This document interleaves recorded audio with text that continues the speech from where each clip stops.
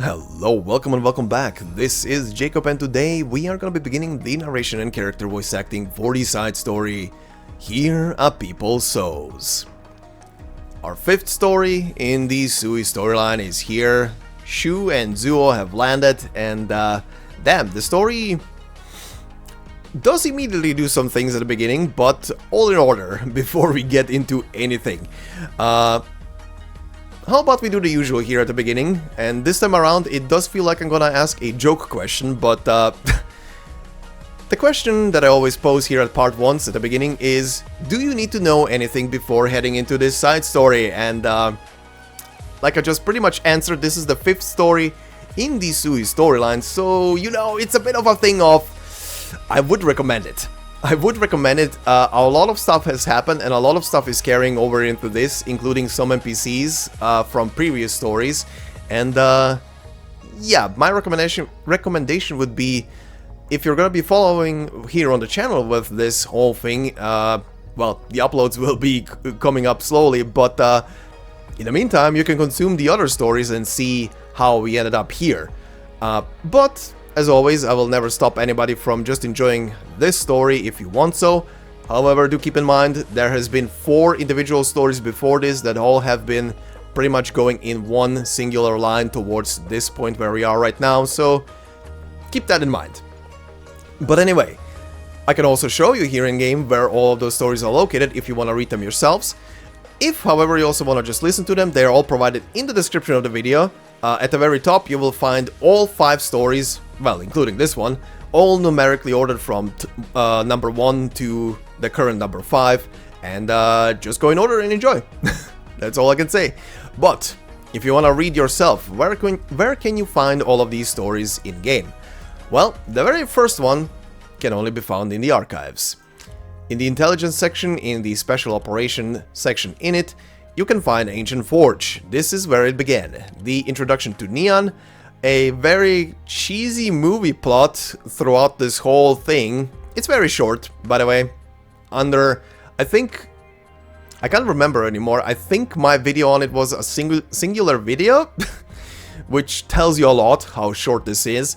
But it's very goofy, very entertaining, and it does sprinkle in the first beginning details, and you can see the plot starting to build up and go forward for the rest. The next story can be found, the second story rather, can be found in the side stories section. It is the Who is Real side story. That is the story that introduced Dusk, introduced the concept of, hey, have you ever thought about Inception meets Arknights meets Dusk? Joking, but it's very Inception-y.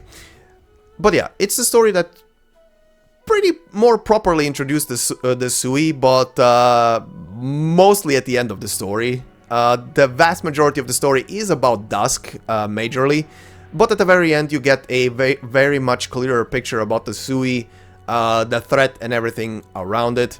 And it's an entertaining one, it's a very trippy one.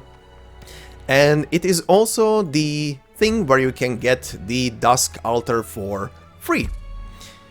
And of course, some characters from this one will be carrying over into the next one. Cruz and our dear old Mr. Nothing.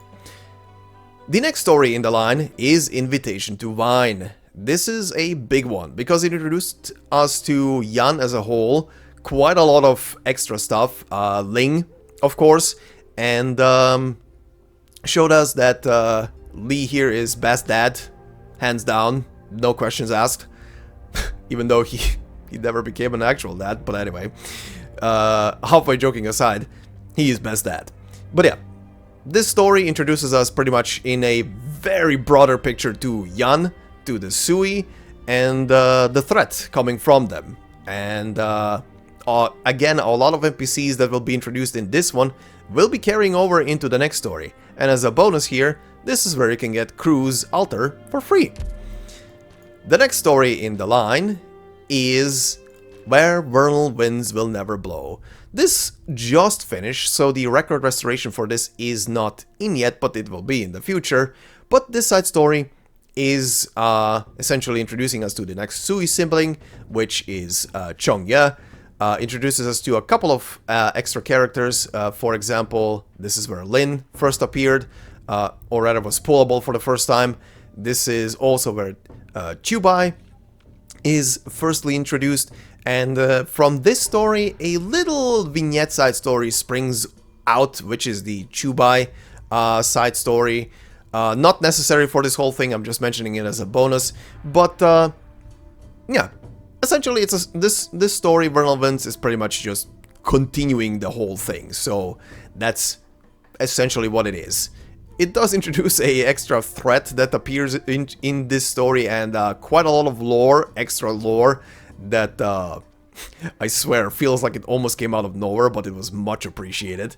But yeah, there is a lot to unpack in this one again. But anyway, let's go back to where we are right now. Here are people's SOWS. So then, let's see how much we're going to be covering today in the first part of this. And it will be... I mean, for you guys who have been with the channel for a while, you probably expected this already. This is pretty much the beginning, as always. The first introductory cutscene, and then the first two battle stages, and yeah, you can see the length of the video. But yeah, anyway. However, two things very quickly to mention. The stages where it's the battle stages with the before and after cutscenes, I will do like I did for the last couple of series on the channel. I will be splicing both cutscenes into one, and then when we are done with the cutscene, I will do the descriptions for the units and the light banter, and then we move on to the next one. Just so you guys know in advance. And also, usually I begin these events with the CGI cutscene that is available here from the very menu up here where it says details. However, this time around, we're gonna begin with another animation that they have released for this whole event side story, and we will begin it with pretty much when I hit start on this cutscene. So just so you're informed, this is what we're gonna be doing today. But anyway, let us begin with our first cutscene, which is HSSD-1, A Dream Under Rice. The bugs of summer chirp, and a dream sleeps beneath the grains.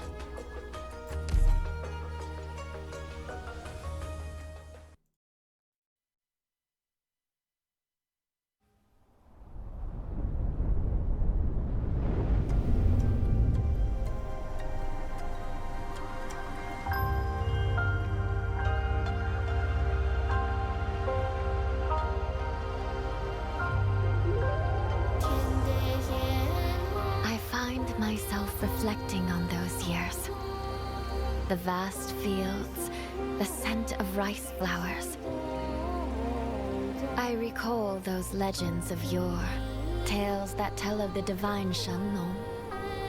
Setting the 4 seasons, dividing the 5 grains, she taught the people to cultivate the land, turning wastes to fertile fields.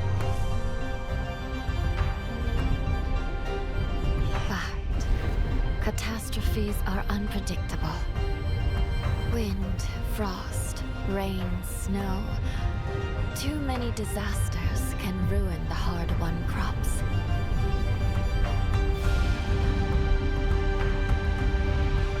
She sought a place of safety, where the people would not know the pain of hunger. In her limited time, she was helpless. And yet, there is always hope. The vicissitudes of life. The people rebuilt their homes time and again atop the ruins.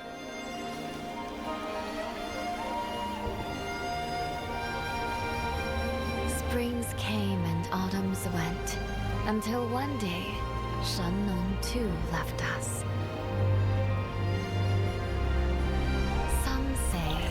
She became a part of the land.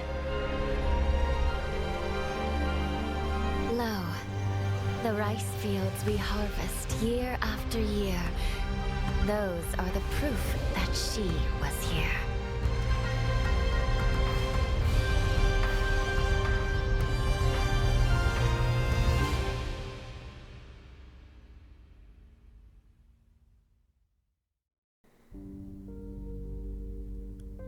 Where else could you see farmland like this? Rice has grown like wildfire, the stalks evenly standing ramrod straight from the soil, like the fur of a stalk beast after autumn's end. Under the blowing wind and shining sun, they ripple as waves of heat wash over them.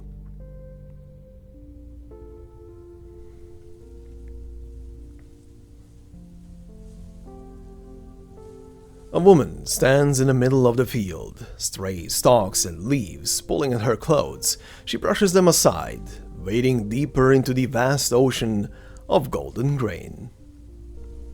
Where are you going? To find some crops.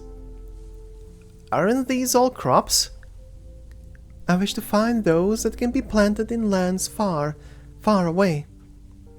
Why do you need to plant crops elsewhere? There's so much here already. Are they not enough? These are not enough to fill the bellies of all men. How long have you been searching here? A clump of soil begins to move. A talpy beast pokes its head out of its burrow. That dim tunnel leads to distant lands, its miniature resident too, a drifter from afar. Once it looks upon the boundless field, rippling and rustling in the wind, it lets out a sorrowful screech and dives back into the deep, dark underground.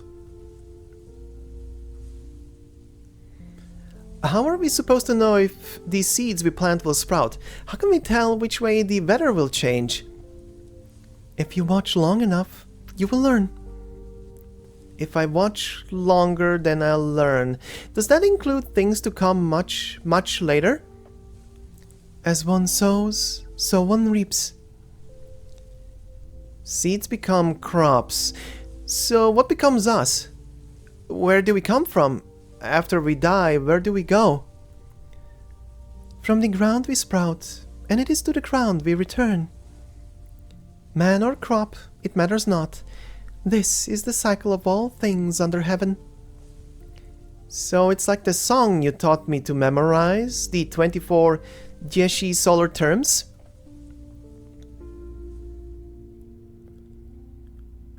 Zhen yu ying chan, zheng yu tian, xian mang mang xia shu xiang lian.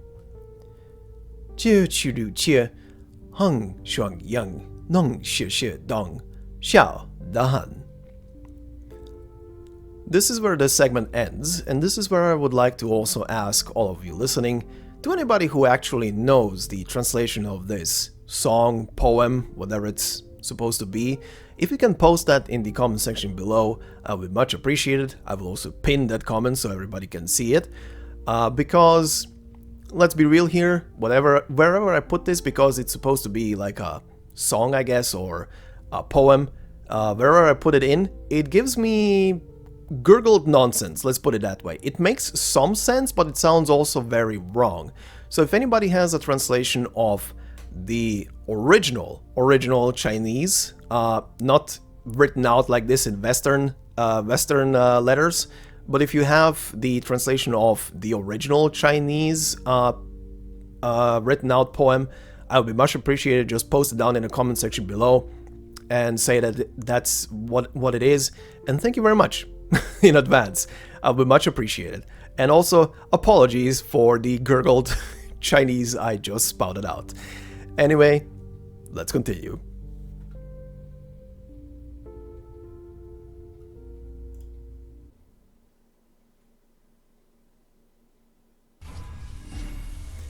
Hey! Hey! Wakey, wakey!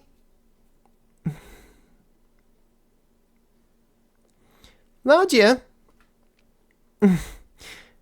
I'm awake. How's it going? From the outside looking in, I get the impression that Big Eye isn't the obedient type. Yeah. I believe it's a bit more mischievous than some younger sisters of mine. Well, might be best to take a break for a bit. This isn't one of Dusk's daily doodles. way too long and your head will end up spinning. You just need to take it slow. Haste makes waste, you know. You're right. I do feel a bit tired. Nian, could you help pull me out?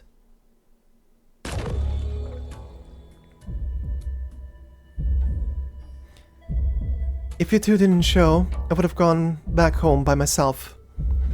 Oh, really? Let's see, which one of us got so scared just now that her face went as white as her canvas? Shut up. We're trying to keep the heart of a Farenmood beating, okay? It's not exactly instant noodles. When you told me this plan of yours, I thought you'd lost it for sure. I should have expected this sort of crazy scheme from you. It's just using a whole nomadic city to imitate a Farenmood. I shape its body, and you give it soul. What could go wrong? You grow more capable and quick-witted by the day, little Nian. Don't spoil her. What could she have done without the old woman from the Tianchi Bureau and Yushu? I've been helping out the Sui regulator here and there, building up some favors. They should come in useful. So, what's the situation like now? Couldn't ask for better. But if we're going to be using this thing in place of a real deal vessel, and if us poor little illusions want something to rely on after we get rid of the old-timer, I'm afraid it still calls for some elbow grease. It's quite a troublesome little child after all. Wait, so what's the good part? Aren't we still at square one? Now I know what you're thinking. You put some effort into making this thing too. You just want some recognition from your older sister, right? How juvenile of you. You've developed as an artist, Dusk. It's been years since we saw each other, but I can tell you're still diligent as ever, and never want to waste time. I still can't imagine it. Passing off a fake body with sleight of hand isn't so hard, but it's going to make an even bigger mess in the end. It'll just be a small portion of us that we carved off of ourselves. The product of three sisters pooling their power, and yet still incomplete. How will the 12 pagodas and 5 cities become a place where we belong? You may be right. But while I was within the scroll, I really did sense life. The beast walks with the generous earth, and in the beginning we too grew upon this land. Perhaps this flower may actually bloom.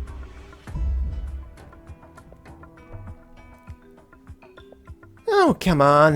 Let's talk about something else. You don't know just how much a pain in the ass those court mandarins have been.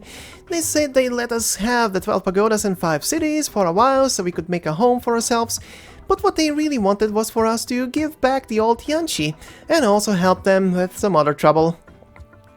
Man, these Yanese know how to do business. They went and turned our home into a bridgehead. You ask them for one thing, and they want 2 in return. I never did expect Yanese technology could ever leap ahead like that. I mean, at this point, do they even need to fear the Sui anymore? If we do manage to finish this home, knowing that it'll be right under their watchful eyes makes me really uneasy. Also, how big a risk are we talking by doing this? I've got no idea myself. When you two were in the scroll before, I thought back to that time with Sanjie. You worry about your older sisters, little inkblot? Little inkblot?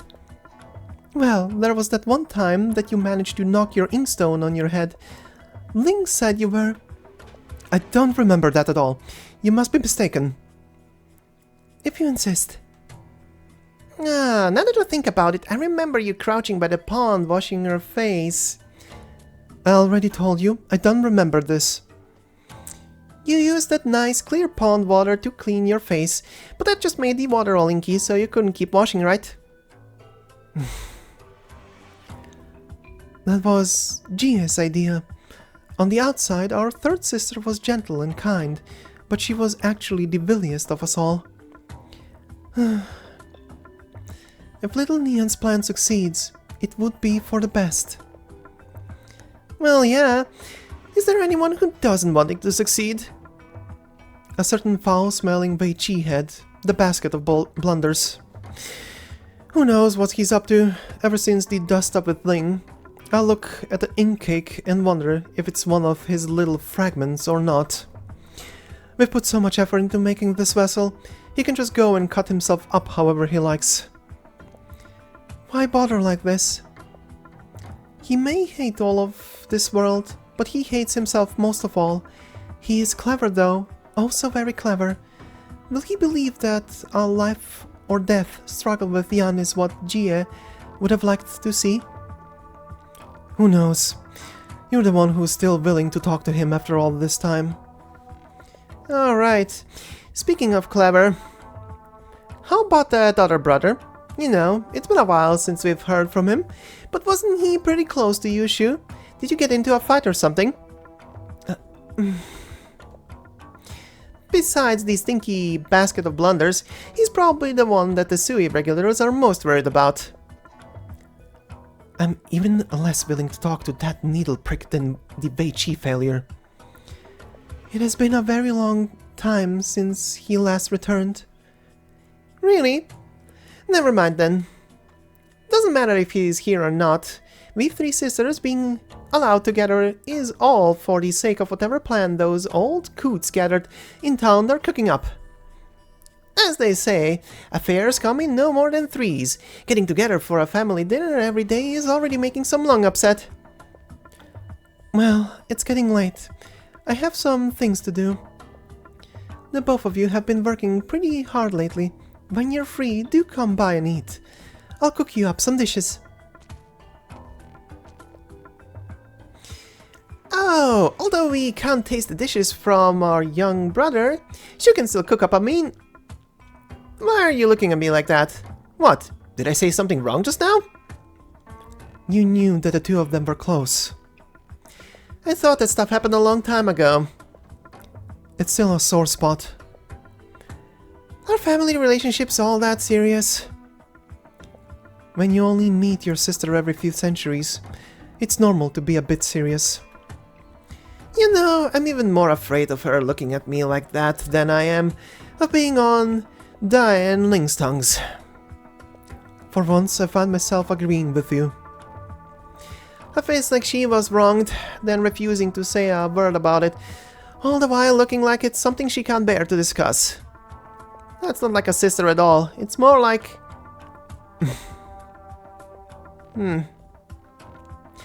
Perhaps she's simply been alone here for far too long.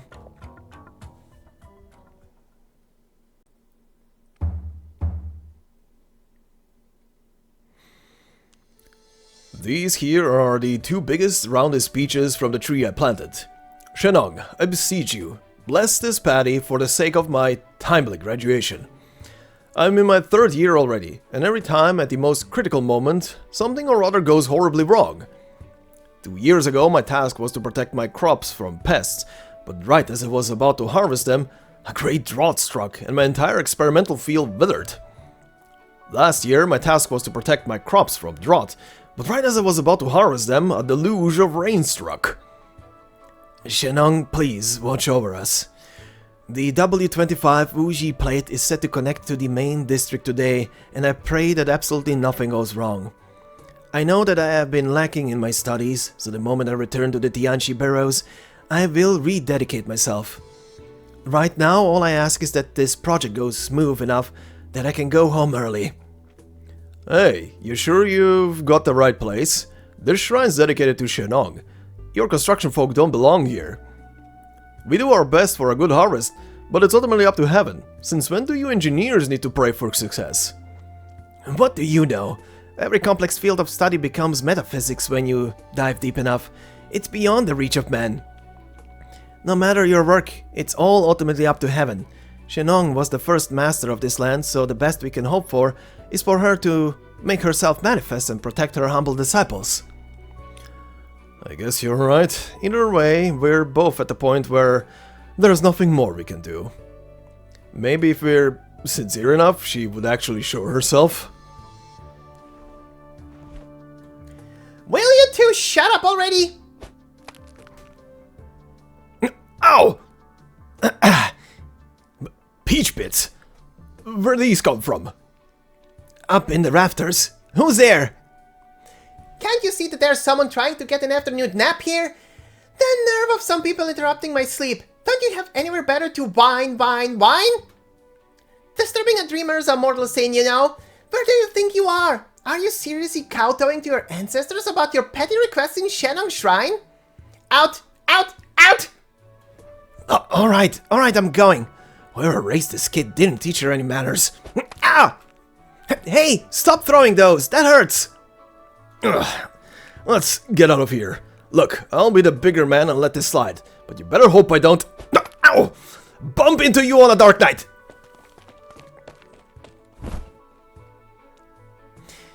The girl grabs the two peaches from atop the altar, carefully inspecting them for a moment, then decides to instead pick up an even larger one, wiping it with her sleeve and taking a bite.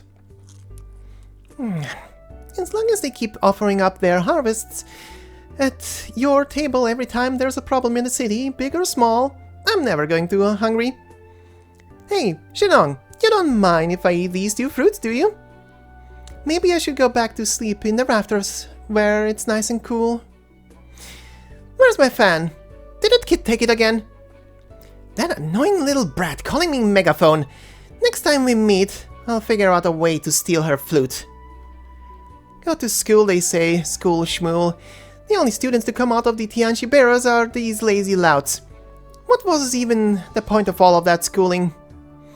Who knew that skipping off would be this hard?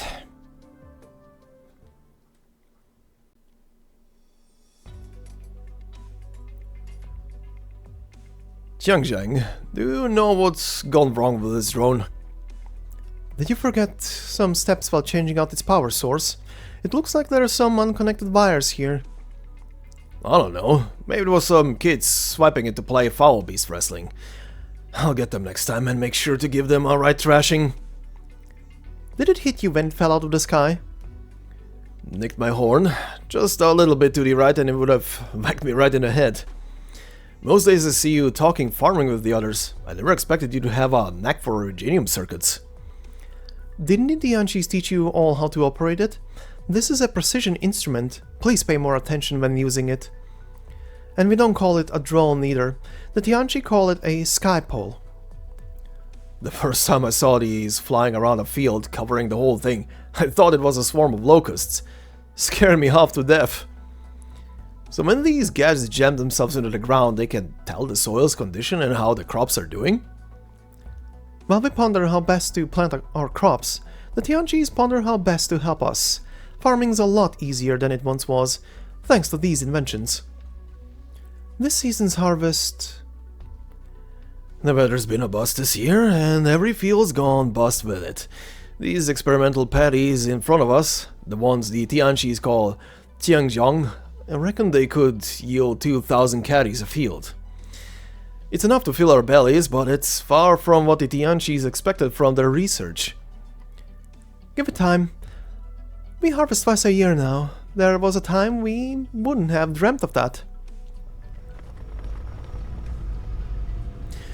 In the distance, huge machines slowly lift entire chunks of farmland, their rumbles startling a flock of foul beasts. The farmers in the field seem already used to this sight, momentarily lifting their heads before going back to their tasks at hand.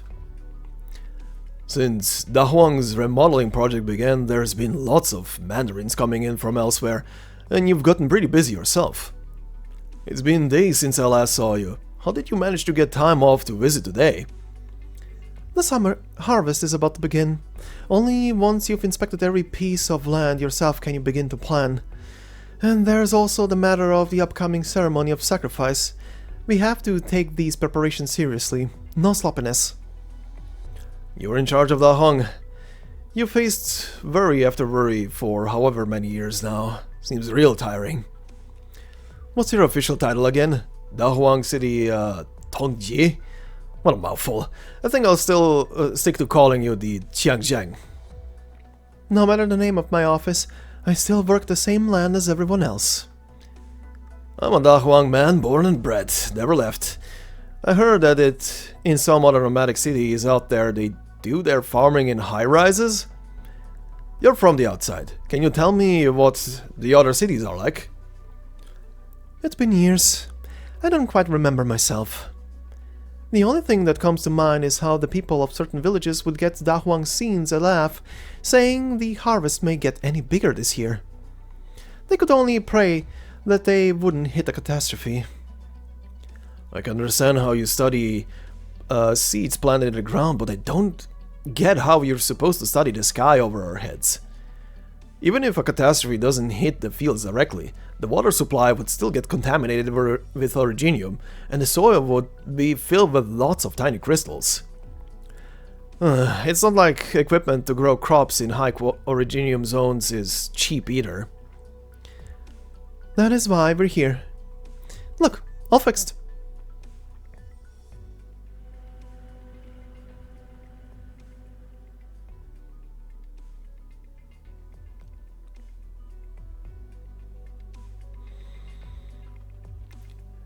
An embankment circles this land, where ravines alternate between dry and flooded. Between waterways coursing 100 meters above the surface, agricultural plates hold tight to one another. This is a nomadic city still growing. As far as the new generation of Dahuang farmers is concerned, this is a new paradigm established by their own hands. This engineering project is enough to make your blood run cold. Give it another 6 months, at least until the soil has been removed atop the plate. The people are fine. It's the stock beasts who are really freaked out. They touched little food in months, slimmed down a lot by the looks of it. I still feel a little uneasy every time I see a field lifted into the sky. There will be lots of benefits once the fields are on the mobile plates. Not only will it be much easier to access electricity and water if a major catastrophe comes about, the Yanese do not need to risk their lives to handle it. The fields can simply move aside. These are just plain old ordinary fields that we've been planting for generations. Why the government suddenly decide to renovate all our cropland anyway? A large harvest ensures more full bellies, meaning more strength to establish new settlements. It's a transformation. People who come back from a long trip wouldn't even recognize the place. What would Shennong think if she knew we were moving these fields? The land is merely taking a new form. Home itself is not leaving. I suspect Shennong would be grinning from ear to ear.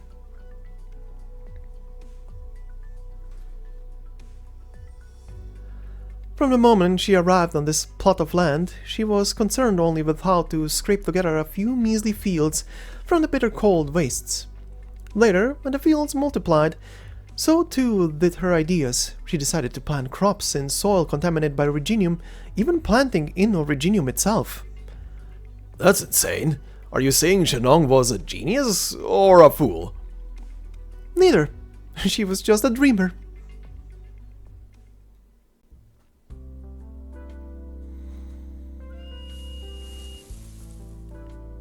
Big buffalo, dumb buffalo.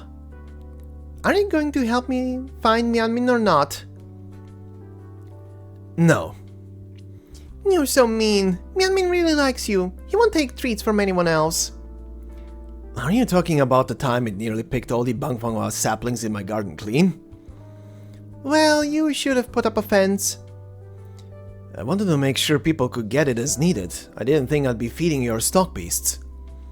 Lucky it was just a few flowers. Did you already forget the time your stock beasts ate up all the plants in Laoshi's experimental field? What did you say again? Besides, don't your stock beasts have positioning devices? The display says it's over in this area. Can't you go looking yourself? You're right. Then how about you help me pick some fruit from the orchard? I need the ones that aren't quite ripe yet, the ones that are still sour and bitter. Go, quick! I got something really important to do with them. No. I still need to gather some samples from the fields. The last reports before the summer harvest are absolutely crucial. I can't delay. Boring. But you're right, everyone's been in a bad mood lately, like they're not eating or sleeping enough. Didn't you say you're able to talk with them? Why not give them a good lecture on healthy eating? I did go for a talk. They told me some really nasty things have made their way into Dahuang. Are you talking about the new pneumatic plates? Don't be stupid.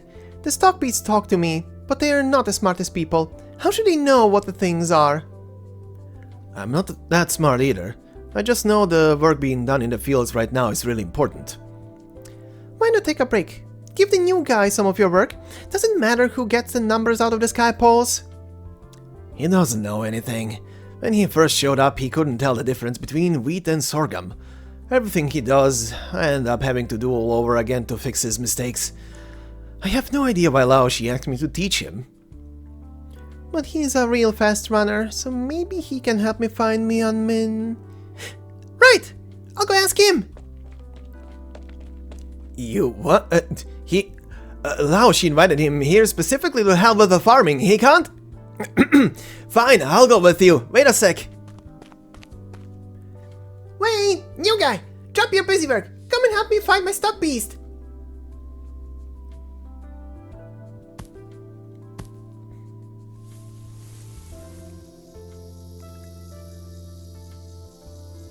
The summer sun shines brightly, while cicadas chirp away happily. In the paddies, a youth clumsily harvests rice. Drops of sweat big as beans streaking down his face. The muscles in his arm are well built, but without proper knowledge of how to use them, they are useless for reaping these slender stalks with his sickle. After slaving away for most of the day, he has only managed to harvest a single bundle of rice. His mandarin coat hangs off a pillar. A few foul beasts, who were hunting for stray grains, instead decided to show great interest in this unfamiliar garment, pecking at the hanging belts with their beaks. It's midday already, and there's still so much left to do.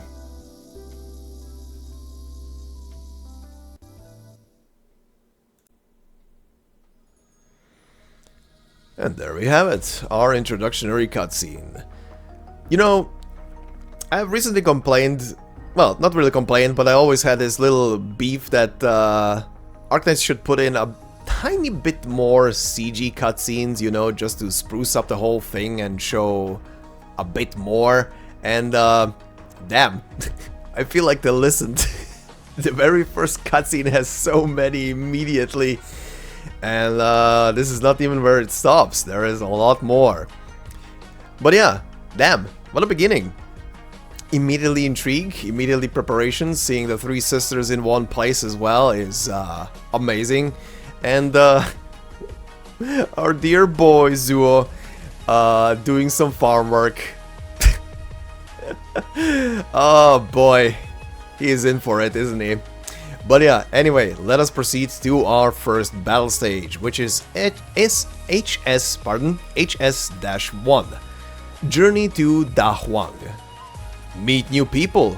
Meet new crops. Let's do so.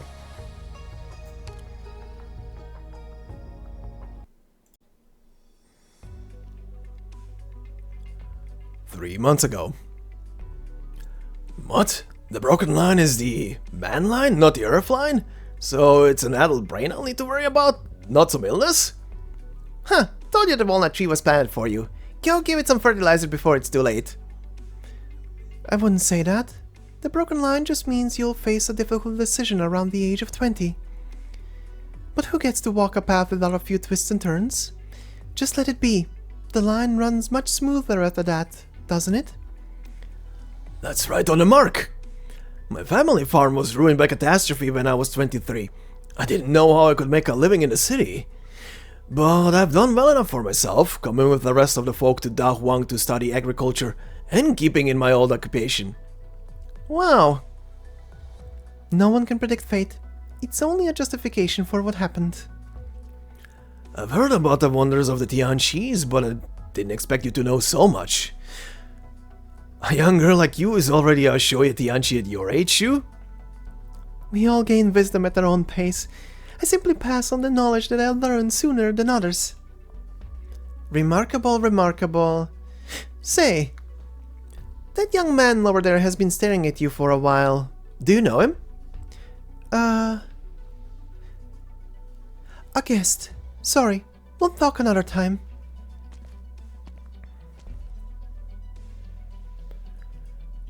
Zuola, candle holder of the Sui regulator, here to review the development of Dahuang and matters relating to the Sui.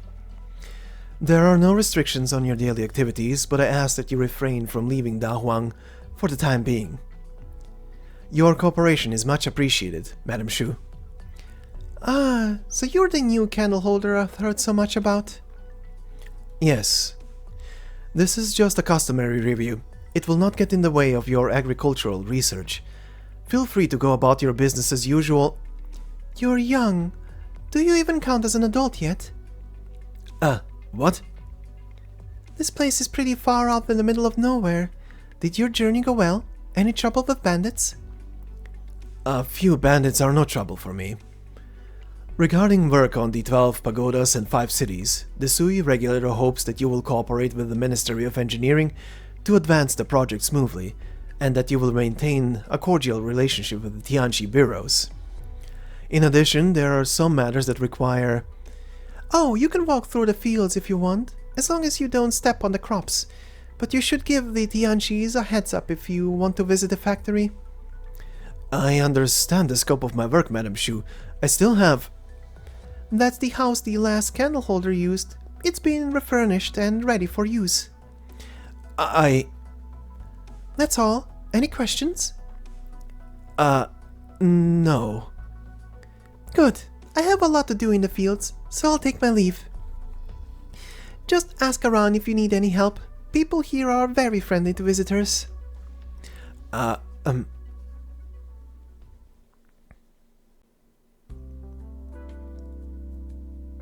Wei! Wei! Excuse me, I'm on official business. Here! What's this? A lunchbox?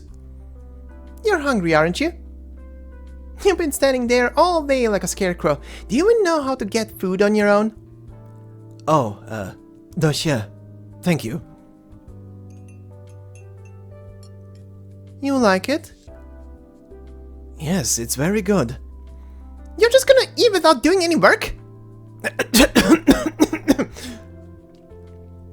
Mind your manners, green buds. This gentleman is a guest. But you said everyone in Dahuang needs to sweat in the fields before they eat. This strange boy says he's on official business, but he's not working the fields or building houses. What's he here for? He has his own job to do. What, like staring? Yes, just staring.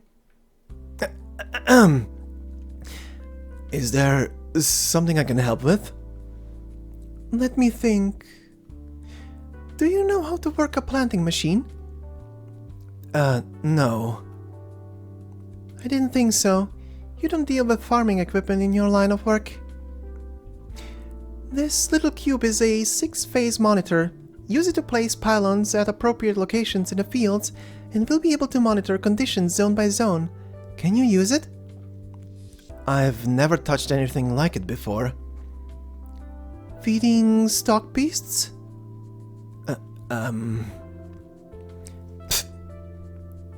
Well, if you're going to be here for a while, perhaps you could learn how to do farm work. You could start by clearing the weeds. Is that you, Lao Shi? Good timing, Xiaohe. This is a distant cousin of mine from the capital. He came to see Dahuang. My student, Hasheng. He'll teach you. Huh?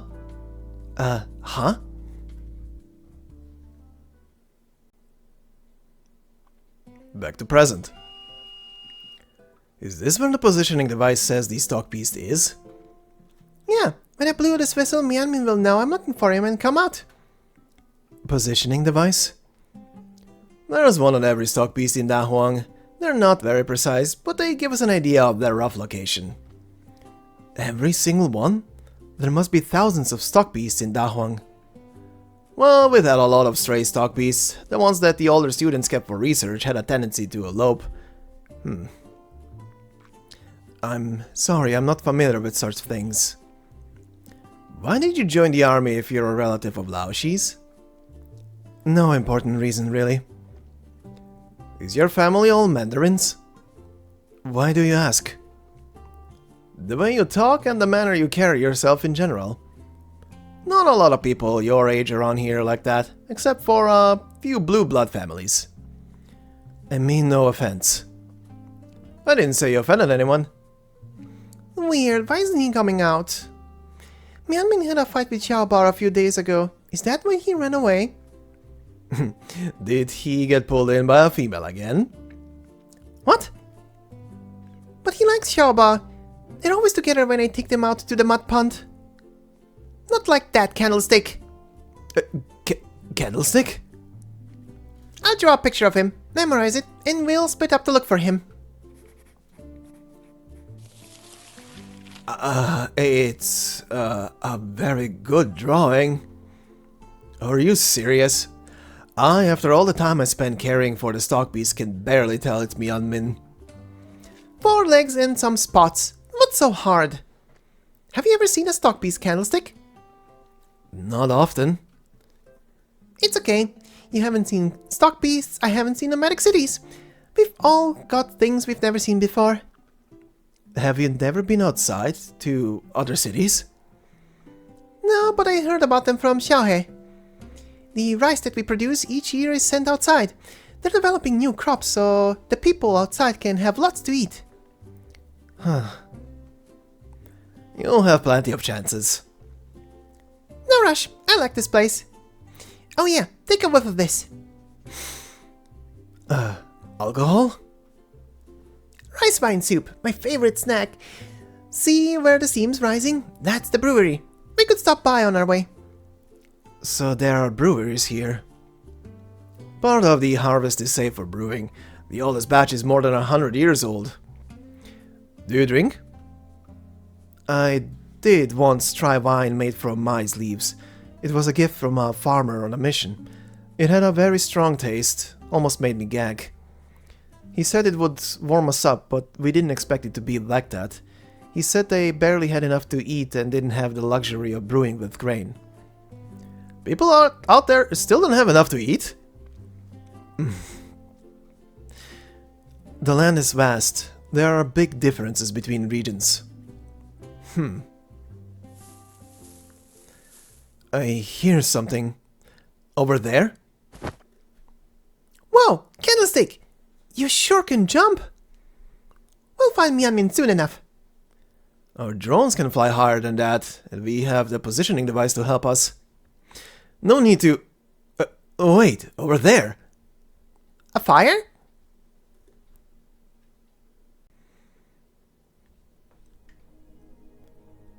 Three months. 3 months. This project is no small thing, and every segment needs time to ensure there are no problems. 3 months is already on the optimistic side. 12 pagodas and 5 cities isn't just a poetic quote. You know how long the prototype has simmered in the minds of the Tianqis from generation to generation. Of course, the first step is always the hardest.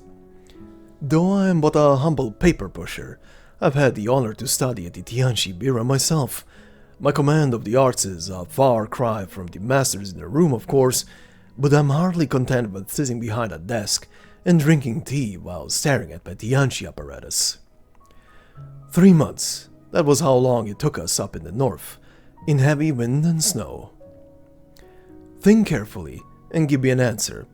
How long will it take to finish the assembly of the last 2 plates of Dahuang's core section?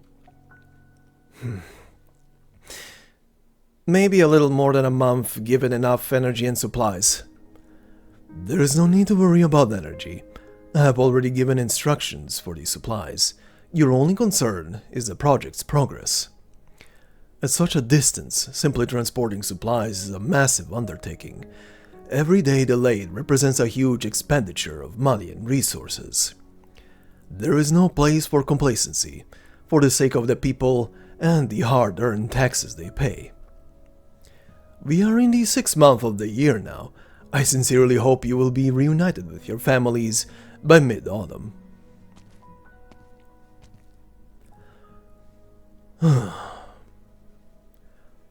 Sometimes you just have to ruffle the feathers a little. I'm sorry you had to see that. 3 months in the north, you were talking about the Nian project. The city was closed due to heavy snow. The Imperial Court decided to put things on hold until conditions improved, but when the messenger arrived, he found that the Tianchi in command had rammed the frozen Reginium layer open with a segment of the city, rescuing tens of thousands of villagers who were trapped by wintry conditions. The textbooks still celebrate the story, the event that took you to the position you hold today, Minister Van. There was no need to be so humble. You flatter me. I'm simply an engineer who worked his way slowly up the Tianchi ranks. It's not my place to hold my nose in the air. But bringing this up is what it takes to get a bunch of stressed and overworked Tianchis to listen to me. Seems like you're confident the construction of the 12 pagodas and 5 cities will progress smoothly. Even if I'm confident, everything has been so rushed. There can be flaws in the best laid plans. I will be counting on your backup, in that case, Sister Minister Ning. That's what I'm here for. Now you've only just arrived at Dahuang. I assume you're not familiar with the place yet. It may not be as prosperous as the Heartland, but it is rich with gifts from the earth. The many delicacies made from local produce are a delight. Have you had a chance to try the local voodoo porridge, for example? I'm afraid not. Dahuang's voodoo jiao is one of a kind. The 5 beans voodoo are red, black, mung, soy, and white. They complement each other, but it is the local rice that truly makes the Dahuang voodoo porridge stand out. The wonderful fragrance and rich flavor of Dahuang rice elevates an ordinarily bowl of porridge to the symbol of Dahuang's culinary culture. The 5 beans each have their own flavor, but it is the rice that makes or breaks the dish. Cooking it is, therefore, far more than just dumping the ingredients into a pot and lighting the stove. Heat control is the key. The 5 beans must not be allowed to usurp the rice at the center stage, else it becomes just an ordinary bowl of grain porridge. You really must try it, when you have the time. I will. On another note, how is High Minister Ning? Grandfather is getting on in age, but he has been fortunate to avoid major illness. Nevertheless, I hope he will be mindful of his health. Perhaps I should bring a little token when I report back to Bai Xiao. The thought will suffice. Given Dahuang's ties to the Sui, I expect I will have plenty of dealings with the Sui regulator and the Ministry of Rights. I have long been in awe of High Minister Ning's achievements, but age spares none of us. It would be better for the High Minister to be less involved in particular matters. If my presence here in Dahuang is unwelcome, I can certainly submit a letter to the Grand Tutor immediately. You misunderstand. I only meant that the Ning family must be delighted you have risen to the post of assistant minister at such a young age, and that your grandfather must have thought you well. Assistant Minister Van. Yes? If you simply intend to say the young and inexperienced Ning Jingxue is not fit to work with the legendary Tianchi of Nian, you'll hear no argument from me. But as long as we are working with one another, if you have something to say, just say it. Stop thinking yourself clever by beating around the bush. A truly clever man would be much more amicable than you. I will take my leave.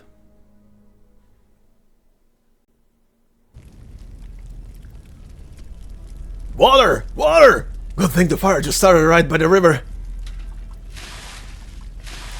Why did you start a fire by the forest? Arson is a serious crime. I didn't do it on purpose. The foul beast that was another student's project ate my project. All it left was an egg. I'll get my revenge by cooking the egg. No, not revenge. I'll cook the egg in memory of my lost project. Enough of that crap. The fire's starting to spread. Stomp it out. I have a hoe. We can make a control line while the winds are calm. I'll clear away any vegetation in the back and stop the fire from spreading that way.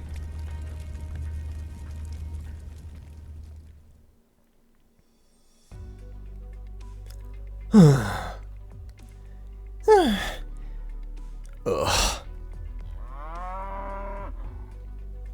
And there is our stock beast. And they apparently make oink sounds, which means they're kind of pig-like, but alright. Mianmin?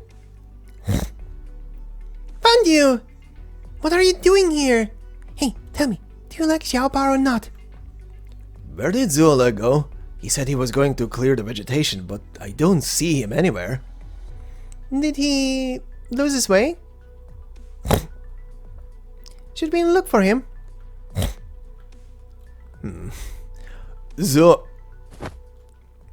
I'm right here. I didn't find a Mianmin, but I did find this pair in a nest. Zola is carrying 2 stock beast fowls in his robes. They are so young that they have yet to open their eyes. You shouldn't have brought back fowls so young. I shouldn't? But I checked the area and the mother was nowhere to be found. They wouldn't have survived for long if left to their own devices. Isn't it better to bring them back so they could survive under your supervision? We're not supervisors, we're friends. We help each other out. They give us wool, we give them tasty hay, chase away bugs, and scratch the riches.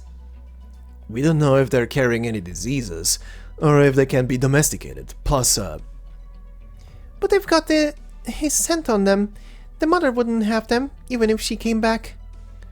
That's why he shouldn't have touched them. Well, he already did, so we need to take care of them. Why do you keep standing up for him? He's clearly in the wrong. He doesn't know anything. I'm doing this because he doesn't know anything. Never mind. I'll go back and ask the teacher what to do with the little guys. Let's hurry, or they might catch a cold.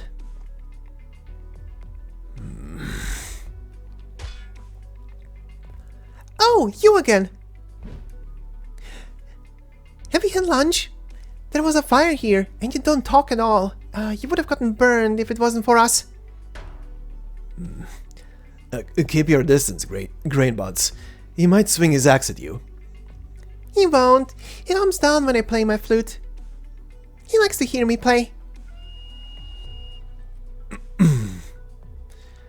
I want to very quickly point out that the moment the guy, who doesn't apparently speak, and is now titled Old Lumberjack, the moment he heard the flute, his eyes went from the reddish color that they had, his pupils, now to a very pale gray, which kind of signals that he's kind of in a trance right now. Anyway, continuing. See? You all say not to come here, but I come all the time when no one's looking. I just can't cross the river. He calms down when I play this tune. I've seen him smile. I can even lean over to touch his axe. He always keeps his hand clenched around it, but he's... Ouch! Why did you hit me? Now you've made me mad. I'm not bringing you any treats next time. That's enough, Grainbuds. Let's go. The fowls... We'll bring them back. Next time, think before you act. What am I doing here?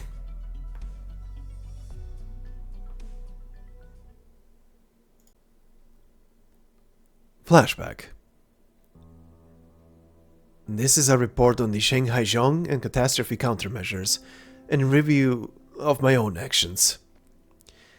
I'm sorry I let you down, Father. Now I will... No need. You won't have to participate in humans' return to the capital anymore. But... Are you giving me a suspension? It's not my place to interfere with the Sui regulator's appointments, but as the Warden of Human, I have authority over military personnel assignments.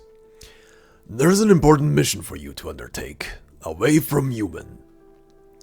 It's planting season in Dahuang, in the north, and they're short-handed. Go and help them. Planting season? You mean agriculture? That's the important mission?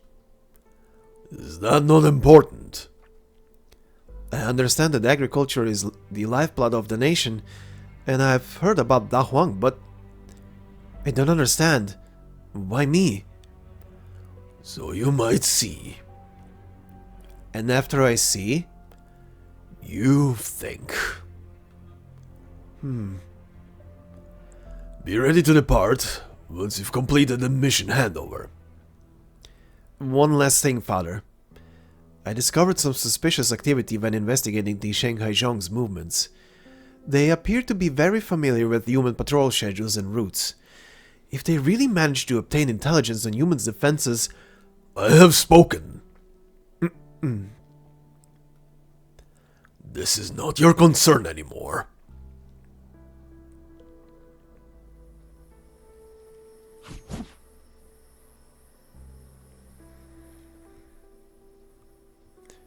Never forget what all you do is for. A man like you can be trusted.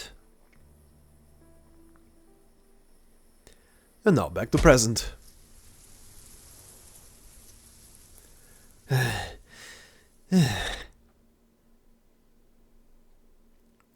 Working in the fields by day and practicing kung fu by night for a whole month, you must be exhausted. Yun, it's you. You were focused. But I didn't achieve anything. I don't even know what I'm doing here. Perhaps by focusing on improving myself here, I'll be able to do what I couldn't before. Well, perhaps. You know, there's this old Lungmen Kung Fu movie. The hero was an arrogant and haughty swordsman who spent all his life pursuing martial perfection, which always seemed just out of reach. His fortunes took an ill turn and he lost everything. Fame, fortune, reputation, even one of his arms. Now a broken man, he found himself in a tiny remote village. There he lived amongst the peasants, eating with the lowly folk who used to lie beneath his notice. For 3 years he chopped his own firewood and boiled his own water, not touching his sword even once. He finally drew his blade when his enemies came for him. To his surprise, his sword struck with a fury he had never known before. Are you saying that I'm arrogant and haughty? I'm just telling you what happened in the movie. Do things like that happen in reality? To my knowledge, of course not. The audiences love it though. Back to basics, the proud, humbled, that sort of thing. However, it is true that one's temperament has an effect on many things. Have you felt your perspective change since you left human? I don't feel like it has at all. How about a break? Water? Thanks. I have a question myself. Why did you come with me? Why not stay in human?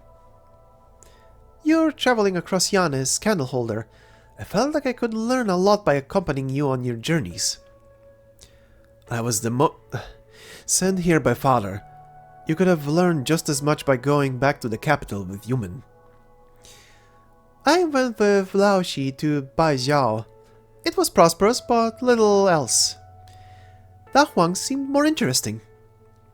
You're talking like you're on holiday. I don't understand what father wants me to see. What have you seen then during your time in Dahuang? What have I seen? Dahuang used to be one of the rare places without much originium pollution due to its unique geography, making it an important Yanese breadbasket since antiquity. But thanks to the hard work of the agricultural Tianxis, arable land area is growing year after year. Construction has begun on defenses against potential catastrophes. Currently, the city has 16 large plates, some 60 or so small plates, 730 Tianxis, and a population exceeding 50,000. Despite its remote location, the people are content and hardworking. Is that all? Just some insignificant details. Insignificant, eh? What about you? Did you find any sights that you couldn't have seen with the Grandmaster? Well, for example, the couple next door had a big fight after dinner last night. The husband had gone on a journey last month and found the other cities to be much more interesting. He wanted to move away. I saw the pair of fowl beasts that made their nest in that tree outside taking turns to hunt and sit on their eggs. The eggs should hatch any day now. I also saw the strange sight that was the Yanese of all vocations coming together to fret, even cry their hearts out before Shennong's statue. The strange scene I saw, however, was that of the few animals making a fool of a young kung fu master. Did you find the stock beast? When did you... Many years ago, the Grandmaster instructed me in the moves of all the various schools of Kung Fu and had me record the clashes with experts from those myriad schools. But my innate condition prevents me from studying the martial arts. I said, you must be exhausted, working in the fields by day and practicing Kung Fu by night. I envy you, as a matter of fact. I'm sorry. Even so, the Grandmaster allowed me to follow him, allowed someone who could not study Kung Fu to watch what you do so. He didn't tell me what I was supposed to learn, only that I should pay attention to detail and accuracy. I recorded and studied according to his instructions. Then I began to realize that Kung Fu isn't just about moves. The Grandmaster's philosophies on the fist are also philosophies on life, and every action or lack thereof corresponds to the natural laws of wax and wane. This wisdom amazed me even further, focusing on the infinite mysteries of Kung Fu. Where do you even start? The Sui regulator's Kung Fu is not just for self-defense, but also to suppress the enemy and protect the innocent. I don't think one should draw too many conclusions about it. It's just a skill. Right. I later realized that it wasn't so complicated. Kung Fu is just Kung Fu. No more, no less. I didn't learn this through study of the martial arts. I learned this wisdom from everyday life as I grew older and wiser, correlating it with Kung Fu. Wisdom isn't about one thing. It's about everything. Everything. The Grandmaster wrote in the Book of Arms, "See the other through this self. Remain upright and wait for the proper time." What he means is that one must ensure that one's posture is upright and firm, then seek the opportunity for victory. No matter the situation, one must remain composed, unaffected by outside matters. What's that? You look like you saw a ghost. There you are, Candlestick. See you were with ink brush. I was looking for you all day.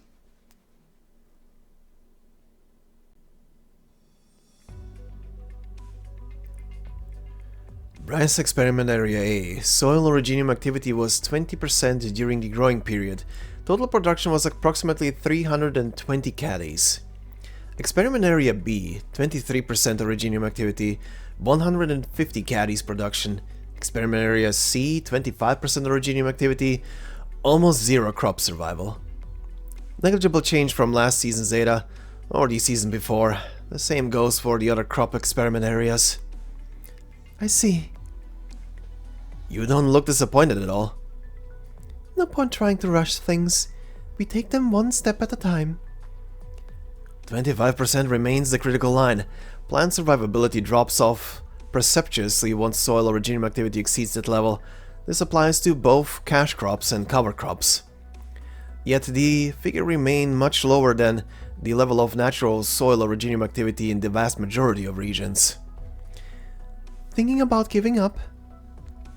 No. I'm just not sure if this is the only result. Then there is no way to expand the application of the Wan Qing, the 10,000 Qing of Fertile Fields project. All these years and nothing to show for it, not even a bud of hope. 15%. 25 years ago, That was the critical line that had us stumped. It took 9 generations of crops before we found an originium-resistant variant in the corner of one of the plates. You and the Tianxis kept going for this long? Do you know that people used to fertilize the fields with fluids from the Dahuang fibrous slug in order to protect crops from the impact of originium? Yes, but it's just folklore. There's no scientific basis to it. Originium doesn't infect plants like those animals. It only changes the...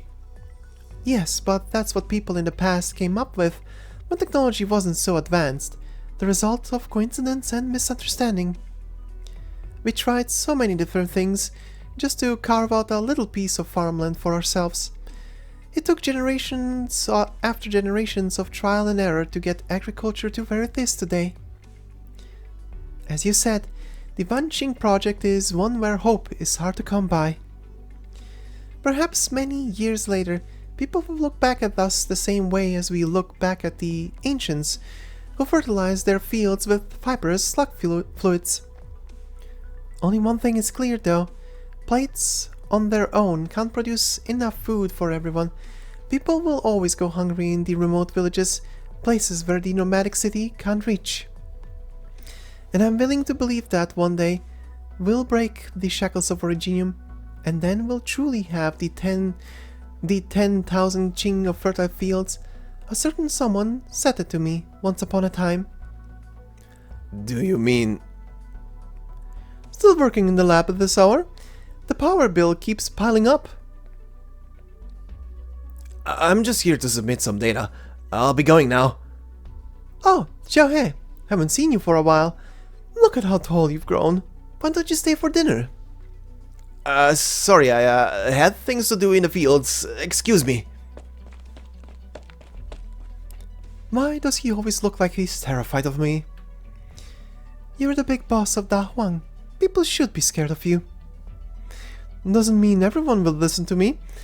Isn't the hour a little late to still be working? Alright, I'll be going.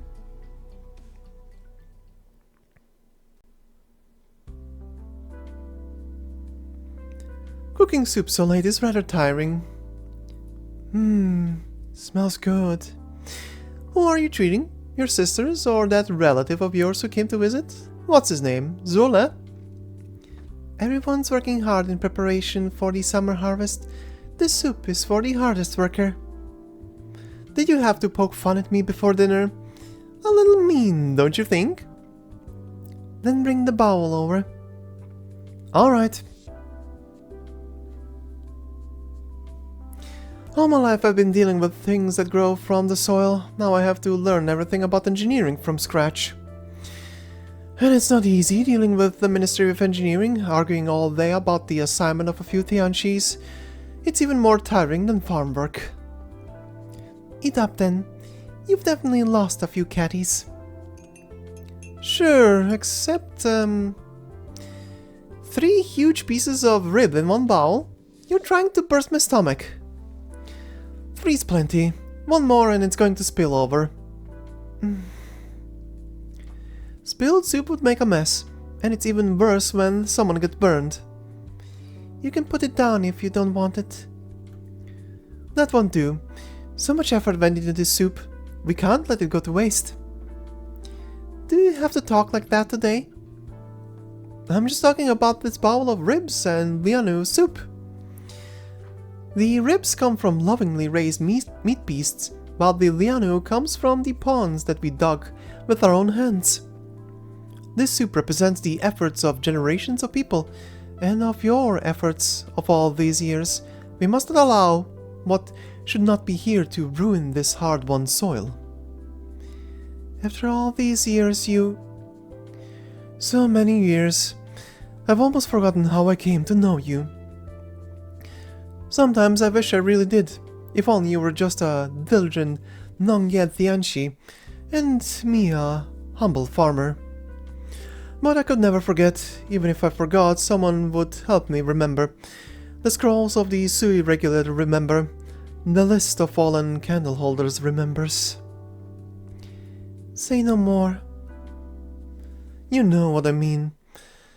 Well, I'm concerned about your brother. One person can fool another, but no one can fool time. It took me the better part of my lifetime to come to trust you.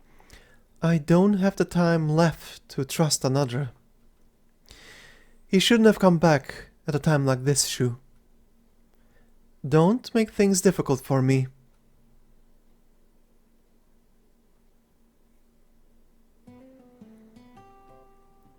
Good evening, Rainbuds. Inkbrush, why are you standing so far away? Alright, I promise I know your book isn't a sketchbook and I won't add faces to the people in it. Sketchbook? Does she mean your record of martial combat? My fault. Don't ever let the Grandmaster or Chubai see it. I know. Although, come to think of it, they might like the cartoonish style. Were you looking for me, Grainbuds? Here, this is for you. A bracelet? Weave from Yanmin's wool. Thank you, gift for bringing him home today. I didn't do anything except cause problems. Well, don't think too much about what Xiaohei said. He's alright most of the time, but he gets all angry and stubborn when it comes to farming. All the young Tianchis he tutors are scared of him. He's already a Shoya Tianchi?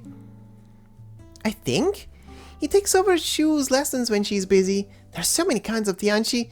I just can't keep track of them. Say, why are you called Candlestick anyway? Candle holder?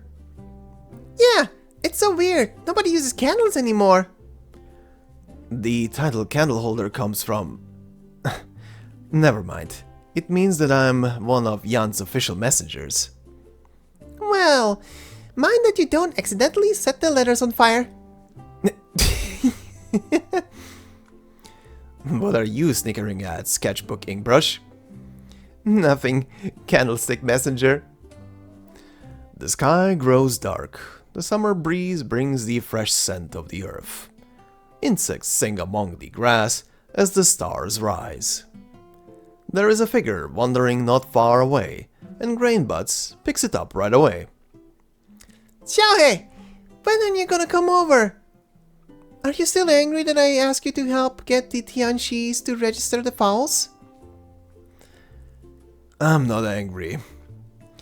I'm just exhausted after dealing with the fowls you brought back. Oh, do you need to go to bed? And we need to name the pair. They were found together. I've got an idea. Let's name them Xiaoman like Grainbuds and Xiaohei like Grainstalk. No way.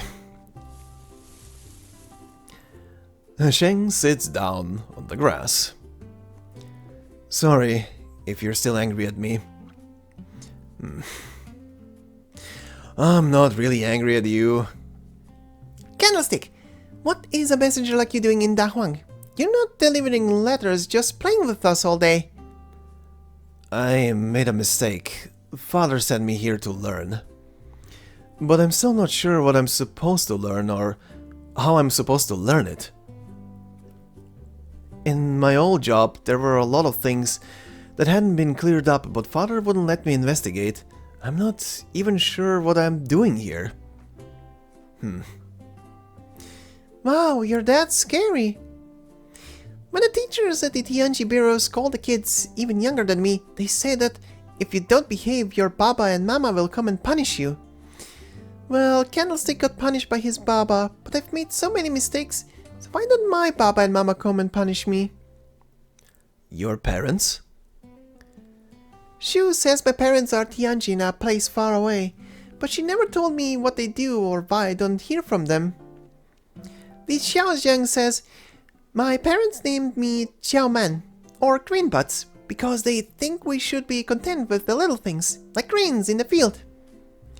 General Zuo must be hoping that you'll live a happy and carefree life, Zuoli.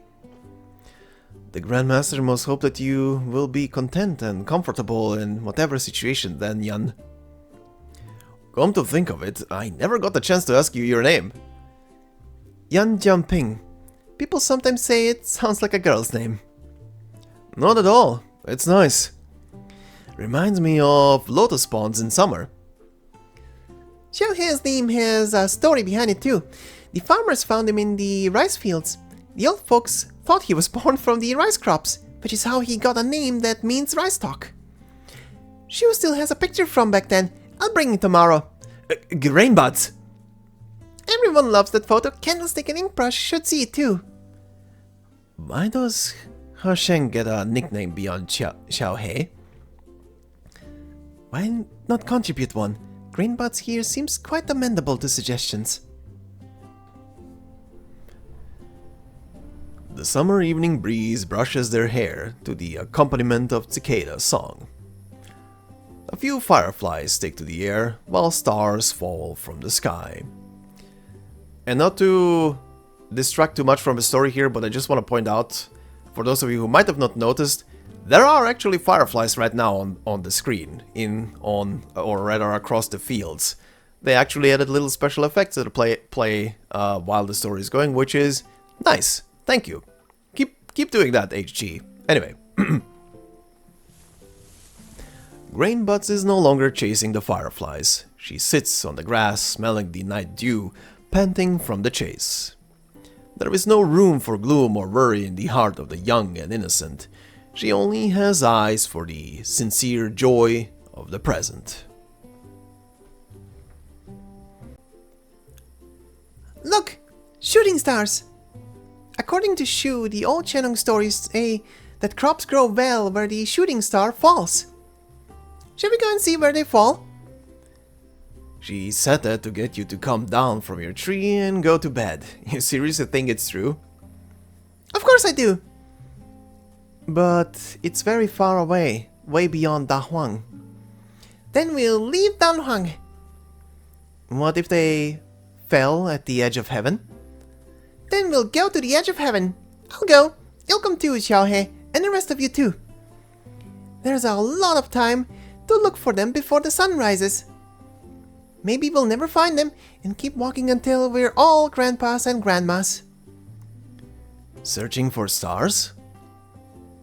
Huh, yes, searching for stars. Has it occurred to you that this may be what you're supposed to be looking for? Stars? Yeah! Come, let's cross the stream.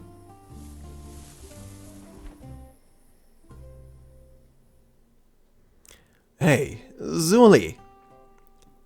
How old are you? 19. What's the matter? Nothing. I'm older than you. Wait, what are you talking about over there? Tomorrow is the Xiaxi. Dahuang will be holding the Shennong festival, welcoming Shennong with songs and costumes. Let's go and have some fun. Didn't you say you wanted to look for the stars? I said until the sun rises. The Shennong festival? That's not for fun, is it? Of course it is. They put on plays and fairs, and there's lots to eat. The Qiangzheng says everybody has been working so hard, we should relax a little. Xiaohe is going. I'm gonna play the flute. There are other shows too. Alright, I'll go and see. I'll see and think.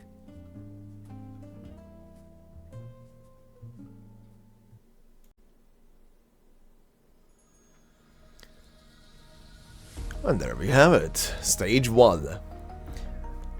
Man, can we just address for a brief moment how much positive chaos, gremlin energy there is in in Grainbuds? What the hell? She's everywhere. She's everywhere. And I kinda love it, not gonna lie. That is a peep squeak. But yeah. And as you've seen, the CGs continue. That last one with all of the younger generation essentially in one picture is so cute. I'm not gonna lie. And damn, I love it. They're finally using like more special effects on just the pictures in the background and shit like that. They could have done that ages ago, honestly. But very nice. I love the fireflies. They were a nice little touch in the background. especially moving and sparkling and everything. But yeah, damn. Oh, also, the whole bit with Shu just cutting Zuo off and just fast forwarding the entire introduction, and here is how things will gonna go, and also immediately catching him off guard with, "Oh, are you old enough yet for anything?" That was great. He was so confused by so many things. The poor boy. He's now a farmer. He can enjoy that. But yeah, anyway, damn. But before we begin with our next part, we do have one enemy to introduce. Obviously, I'm not going to introduce the Originium slugs, they are old enemies, but we have Filth. And it says, a fabric construct born from the farmer's fears of a poor harvest. They carry a crop-killing blight and pose a great risk to agricultural yields. So that's the stuff we're dealing with, I guess. But yeah, anyway, we are moving on to our training stage, which obviously has no cutscenes, so we shall do just the usual read of the title and description, which says, Farmer's Wisdom. Farming is a chore, both physically and mentally. I can confirm. And also carries a lot of allergies. Ugh. Anyway, moving on to stage number 2, titled Shennong's Rites. The Shennong shrine pays tribute not to deities, but to the grain stalk in the heart that does not bend or break.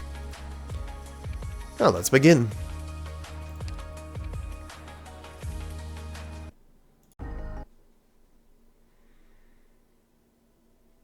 Another lost harvest. Sow the seeds, raise the seedlings, only to see it all taken away by catastrophe. We took our land back from the Faramoots. Why then do so many people continue to suffer? Is there a land not afflicted by catastrophe? Wind, frost, rain and snow we can handle, but catastrophe and Originium are a whole different matter. People they touch fall ill, crops they touch die. Farmers look for the right soil to plant their crops. If this land is not fit for humans, who planted us here in the first place? We must find a way. Man must eat.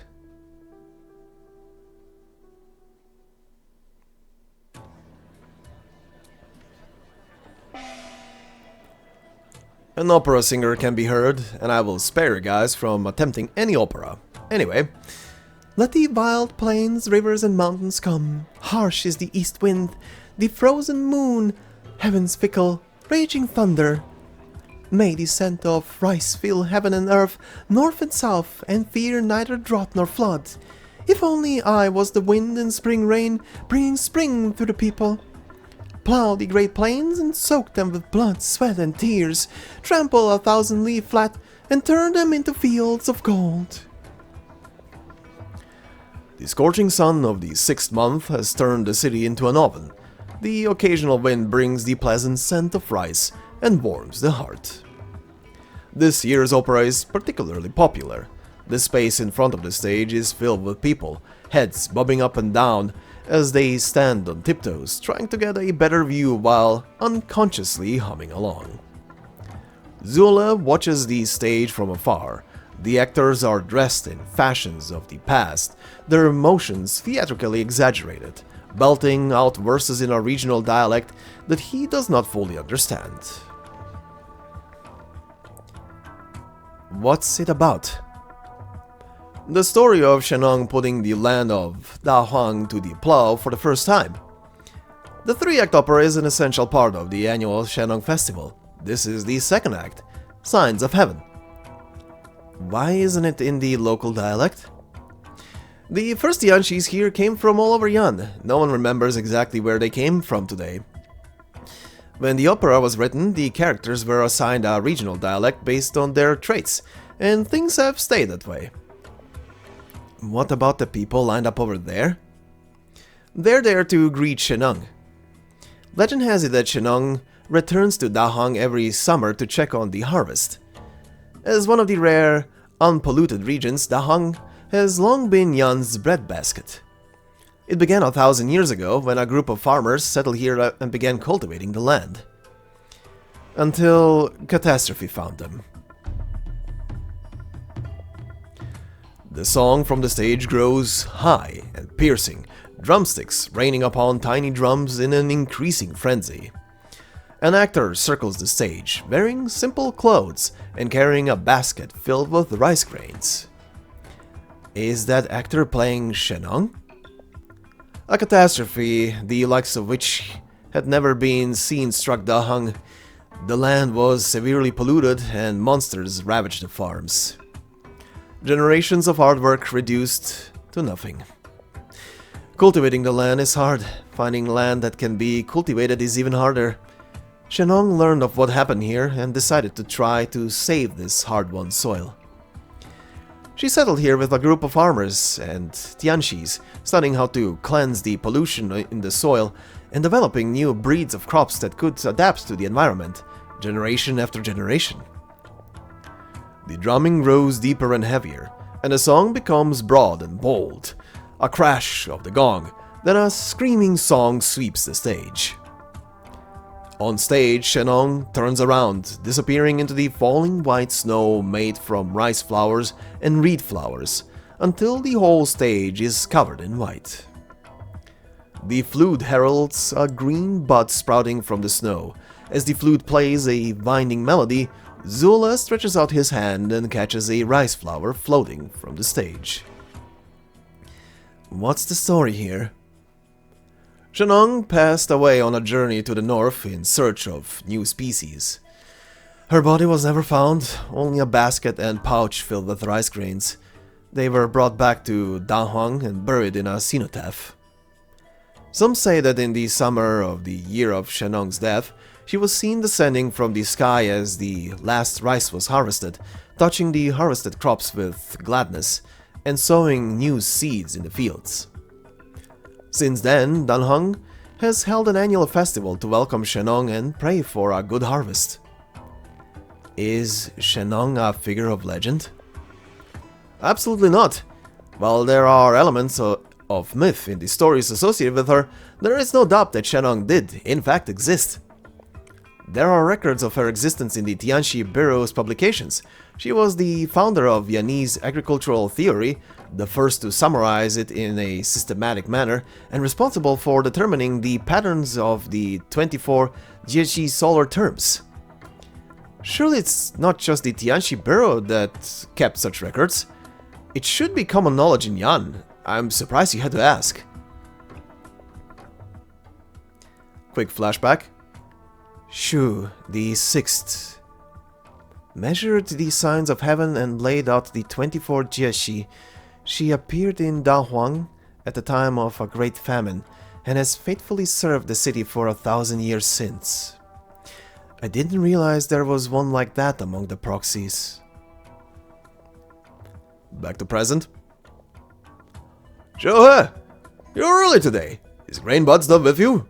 And who's this young man over there? Uncle Wang, I'm not. I should have get in your young folks' business. How's the harvest going for your research crops? Pretty good. We're at a key juncture. We might see results in another couple of seasons. Good, good. Nice to have something to show for after working hard all year round. Well, have fun. I'll get the Reaper ready.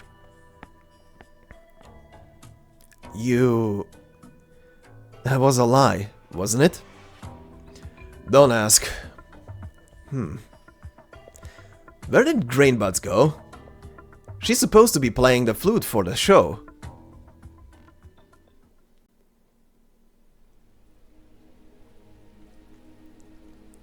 It's me.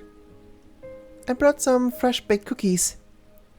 I thought I would use rough cane sugar, but nobody uses that anymore. These were made from the white sugar they sell in shops. Try one. These fruits are a new variety, much sweeter than the sour stuff we had to eat in the past. I brought a few of each type because I'm not sure what you like. She's speaking to the silent lumberjack. How are you feeling? Still dizzy? I came to see you. And them. Do you hear the music? They're holding the annual festival to welcome Shennong. How lonely it must be here, with everybody celebrating in town. A few pine trees line the riverbank. Some are already centuries old, while others seem to have been planted recently. The summer is high, and the entire forest smells of pine resin under the sun. Shu reaches out to touch one of the pines. A wooden placard dangles off the branches tied to a red ribbon. A few bugs could be seen climbing on the bark, while foul beasts cry in the canopy. The summer has brought a few catastrophes. The weather is rough this year. I'll instruct the Tianchi to be conscientious. Don't worry about it. The harvest isn't great, but things aren't that bad. We've been doing this for many years. We've always had enough food to get by. The man stares at the river with his mouth open, but says nothing. We have a lot of visitors from outside. Some know the truth. I'm helping. Don't worry. We didn't manage to protect it all. The man begins to sob and mumble. The man sobs into his hands. It'll get better. There'll be a way. The extraordinary catastrophe, the past, the sacrifice and death, it won't go to waste. Do you remember? We've all seen seeds take root and sprout. The man still sobs and mumbles. I'll take care of them. But you can... Sound of footsteps. They fall slowly and lightly on the fallen pine leaves, clearly trying to hide the sound. But the man's ears twitch, and he opens his half-closed, cloudy eyes. He sees a blurry figure, 2 little hair buns on her head, and a bamboo flute on her belt. He moves his lips as if to say something, then falls silent again. He looks around blankly, then turns around, picks up his axe, and walks into the woods.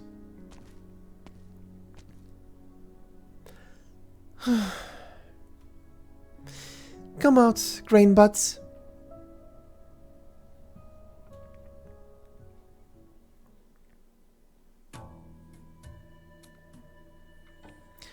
An elderly woman takes the stage, carrying a bundle of rice stalks in her arms.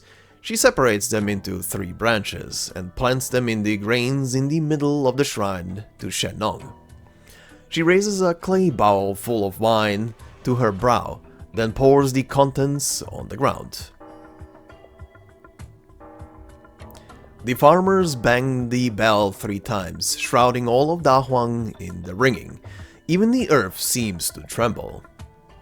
The farmers below bow while reciting quiet prayers. They go up to the stage one by one, taking out a few seeds and placing them in the grain pile.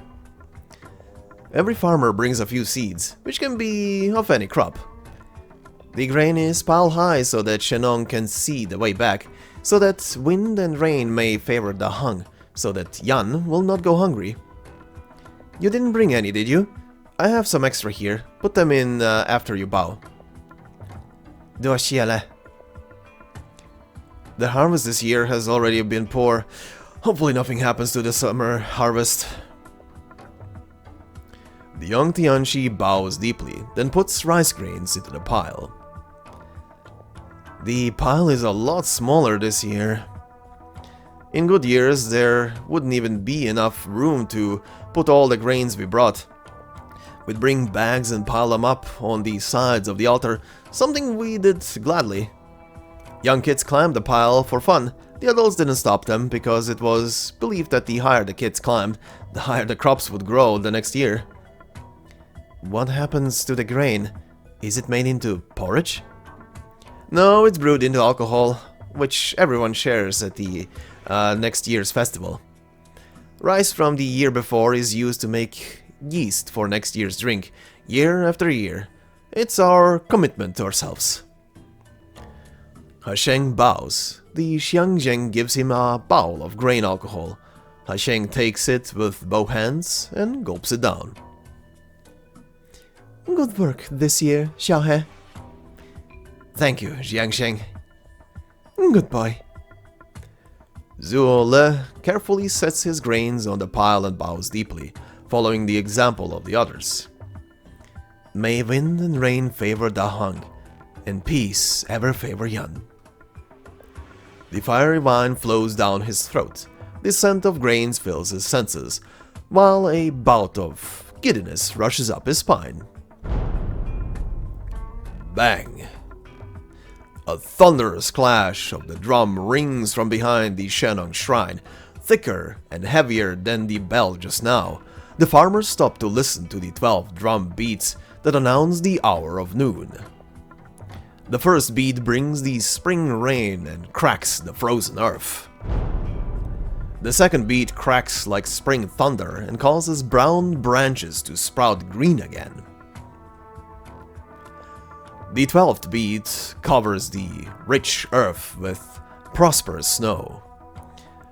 The farmer raises his stick and delivers the final beat. Bang!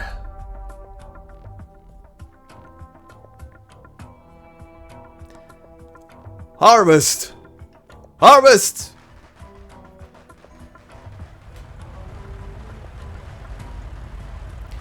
Firecrackers like strings of red paper are lit, exploding in joyful golden light and assaulting the eardrums. The sound of firecrackers is soon replaced by engines rumbling, driving into the fields that stretch as far as the eye can see. The fields are like golden cakes and farmers like frosting, starting on the edges and creating joyful tracks.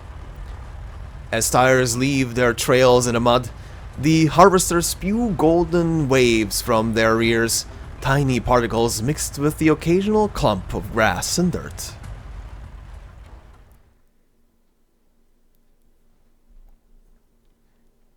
Kaohsiung liquor? Just bought it at the fair. Now she will have your head if she finds out you're drinking on the job. All we're doing is watching the water levels and keeping track of a few numbers. I could have 3 bottles in me and still catch any unusual data with one glance. Hey, am I actually drunk? Cross-check the originium level in the slit for me. What the... Close the gate! Boom. A crack of summer thunder overhead causes the clouds to tremble. The farmers standing on the leaves look up at the sound. All they see is the sun over their heads, its rays reflecting off the water in the paddies.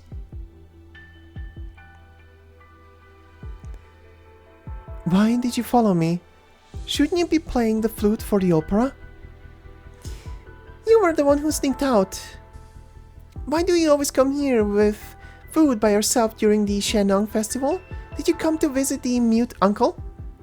Who is he? Why doesn't he live with the others? He has an illness that he's afraid he could pass on to others. That's why he moved here on his own.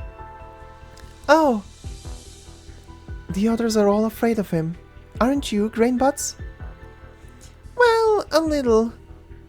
I saw him when I was looking for Nian a few days ago. He wasn't as scary as people say. It's just the way he looks and the axe he carries.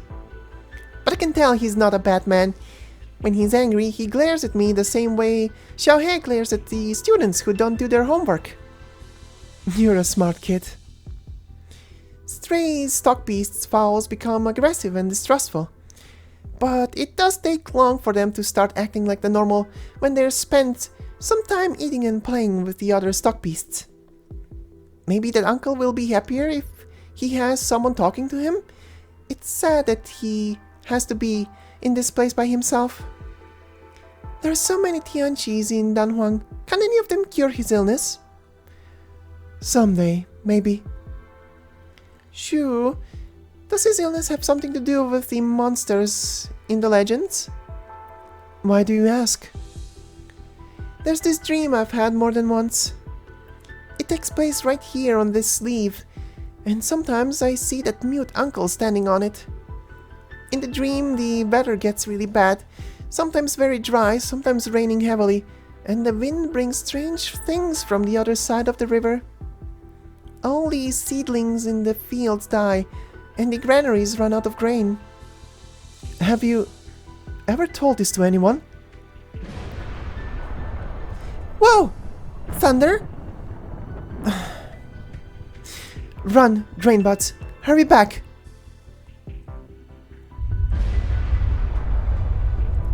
Rain?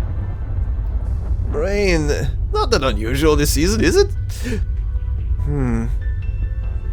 Something's not right with the skies.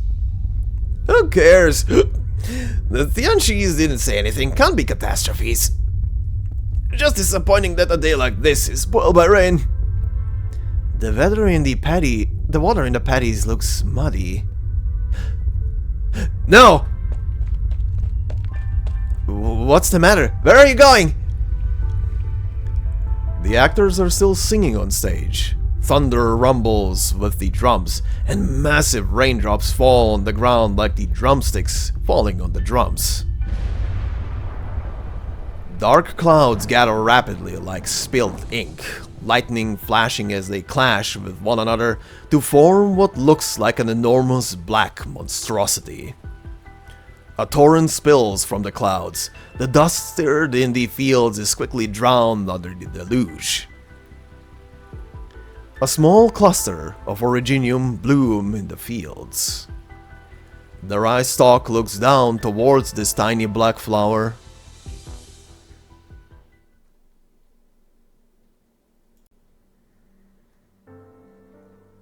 How many more times must we see this? Newly sprouted seedlings, stalks bending from the weight of grain, branches filled with fruit, all gone before catastrophe. Locusts, droughts, blizzards, frost, floods. Frost in early spring almost wiped out these seedlings. It took all our effort to preserve a small portion of them. What will it take to feed everyone?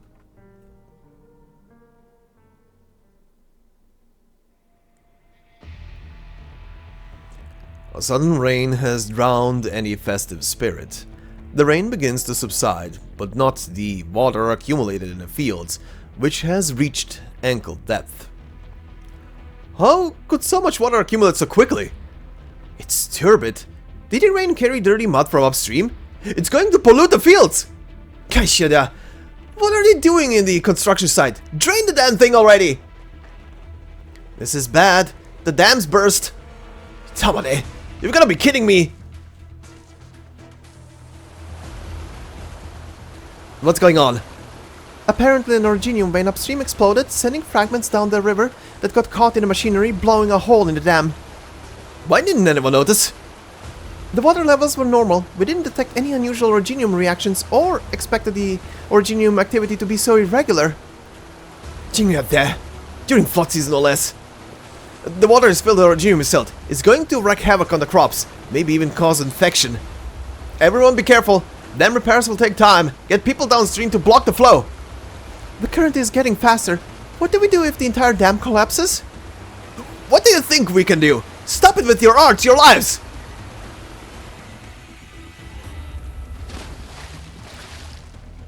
The polluted water continues to spread. The fields are already filled with mud. Step on it! More sandbags! We need to protect the experiments in this field. Don't let it get flooded! Yeah. Your specialty is playing with sand, isn't it? Get to it! You're the one who plays with sand. My specialty is soil analysis. I'll do what I can.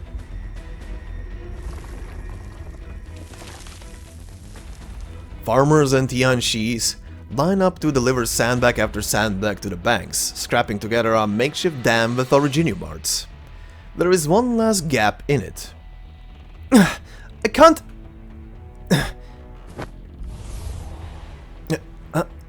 The youth leaps up with a bag of sand in his arms and tries to block the gap, but a gust of wind stops him in his tracks. What are you doing? That water is mixed with Orgenium-filled mud. Are you trying to get infected? It's my job to protect the people. You think everyone needs your protection? You're different from the people standing here because why? How can I help? The flood is caused by a burst dam. It's overwhelmed the field's drainage system. We're in flood season and it'll take time to repair it. The situation will only get worse if we don't do something. You're a messenger, right? Are you fast? I suppose. What do you need me to do? Someone needs to take charge in this chaos. Take this map and go to the marked plates. Find the farmer in charge and get the plates ready to move. What are you planning? Dahuang's nomadic city modifications are only partially complete, but some degree of movement is possible. While repairs at the dam continue, we will rebuild the drainage system by rearranging the plates and create elevation.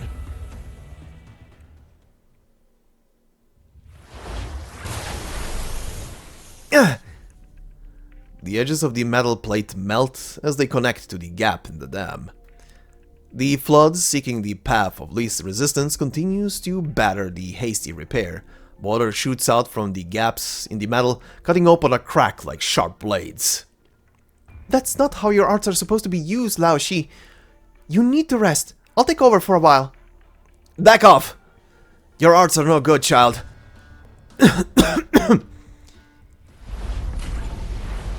Heavenly Forge! Nian! What's this mess? We aren't even done at the factory. But looking at this flood, good job holding out this long. You should not intervene outside of work in the core city. Call it emergency discretion, alright? Seriously, you engineers are even more uptight than the SUI regulator. Go catch your breath. I'll deal with the rest.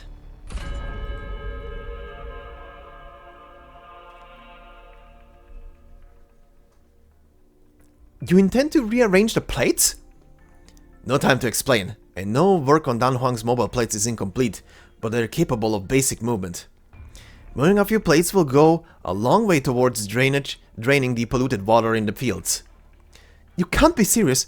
Only Dahuang and Yanese Shu have the authority to move the plates. No one else may... Both of them are busy coordinating flood control efforts. The flood shows no sign of abating. Fields and crops are being drowned as we speak. What are you going to do? Hold a Tianchi Bureau meeting? Why you... You're Yanese Shu's apprentice. I've seen you with her. Very well. I'll trust you. But there are plates of various sizes, and there are dozens. Any movement is a complex job that will take several Tianchis an entire day to calculate. No need for that. I have the layout memorized and a plan. This is what we'll do. Plate A9, 5 tiles to the east. Plate B8, down 5 levels. What are you doing standing there? Get on it! Fine. I don't have any better ideas.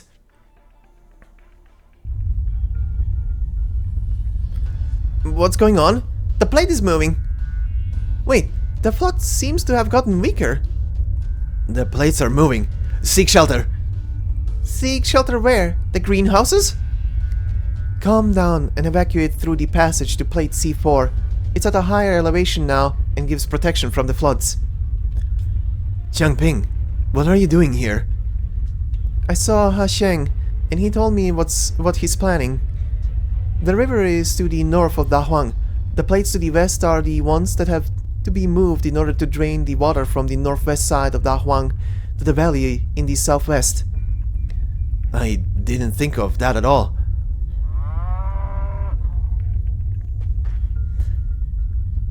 Mian, stay put! Grain buds? Candlestick, Ingbrush! What about Big Buffalo? Is he okay? Don't worry, he's in a safe place. Oh, I'm so relieved. Wait, no, that's not it. The stock beasts ran away in panic when the plates started moving. Help me catch them. Where did these stock beasts come from? Mian, no running! Stop! That's the edge of the plate! Dusk? Who permitted you to use your powers? Slowpokes. Going door to door like this, half the houses will be flooded by the time you reach them. But... Never thought I would be helping the Sui regulator to clean up their mess. I'll do it this once. Won't happen again. But where are we? Tianqiars? Who could be so powerful? Look! The sky's clearing up.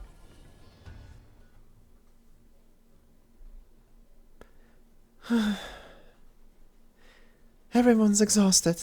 Dahuang can't afford another disaster.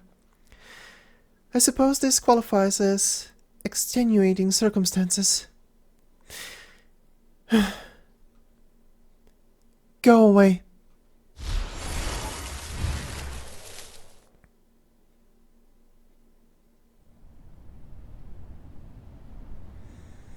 A breeze sweeps across the land. Vast expanses of farmland undulated like breathing, cutting the surging torrent into smaller streams that flow along planned routes. Standing on the edge of the plate, the lucky stock beast watches the flood subside, then digs out a patch of clean grass with its nose and begins to eat.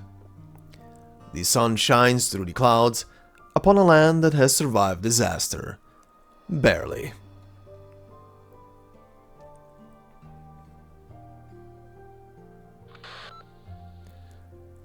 Blades A9 through C3 successfully moved. All accumulated water is now being drained. End of report.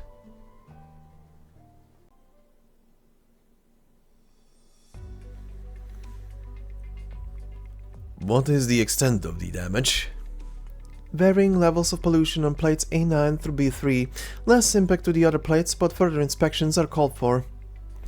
Crops from polluted fields must be disposed of. The summer harvest will be significantly impacted, on top of a year that has already seen disappointing results. Almost a year of the people's hard work washed away. Will there be enough to fill this year's quota? How many will go hungry? There will be enough, thanks to the efforts of countless generations. But we can't afford another surprise. This is bigger than just Dahuang. We must report to the capital and coordinate food supplies across all of Yan. Yuan is closest to Dahuang, but it was also struck by catastrophe earlier this year. Repairs are still ongoing, and it's unlikely they could spare anyone. Indeed, the Ministry of Engineering indicates the catastrophe frequency has been rising in recent years. This has been a bad year. Dahuang is already the country's biggest food producer. We can't ask for aid from other cities. Plate repairs can wait. Dahuang's first priority is food production. There are still many experimental fields close to bearing fruit that have not yet been moved to safer plates. We'll need to delay work on the 12 pagodas and 5 cities. We need to bring back the Tianxis, who were reassigned there to save the remaining farms and grain. We can't afford to delay the summer planting. I understand your difficulties, but can we not discuss a delay of the 12 pagodas and 5 cities? Food is important, of course, but the 12 pagodas and 5 cities is also an important national defense project. The Imperial Court has reason to order it completed by autumn. We must consider the benefits and drawbacks carefully. You want to consider it carefully? You'll write to the capital, have the Council of Ministers meet for 10 days, and come back to us with a result. A food shortfall doesn't mean people pay a few more coins to buy their grain. It means that many thousands will go hungry.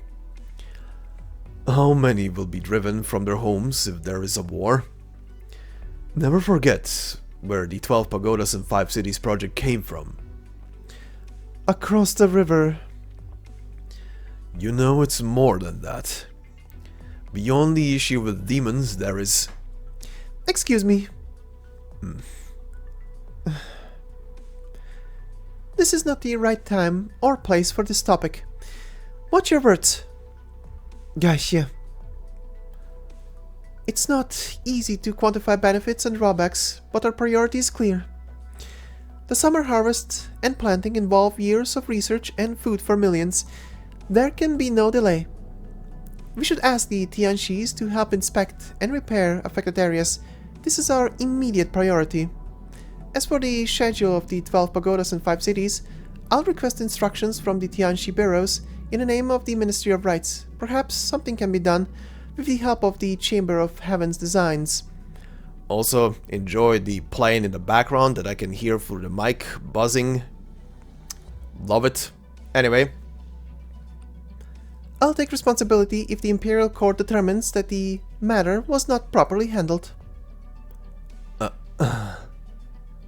Well, if they want to chop someone's head off, they can make it mine. Just say I put a sword to the Assistant Minister's neck here. You stay out of this. How do we get anything done if we're already talking about responsibility before we've gotten any work done? It's the people of Yan who will pay the price for a mistake. We're merely 3 insignificant specimens thereof. If both of you insist, I will defer to your decision. I ask that you remember the promises you just made. No problem. Everything goes well. Everyone's happy. Things go wrong. You can pin it all on me. That's not what I meant. All I meant to say is that, given the urgency of the situation, it would be prudent to communicate with the Chamber of Heaven's designs. I most certainly concur. I will draft a detailed report for Assistant Minister Ning to deliver to the Chamber. I'll need to prepare for that. I'll take my leave. Excuse me, ladies, well,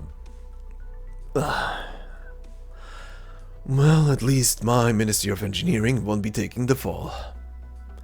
Let's hope the supplies arrive on time.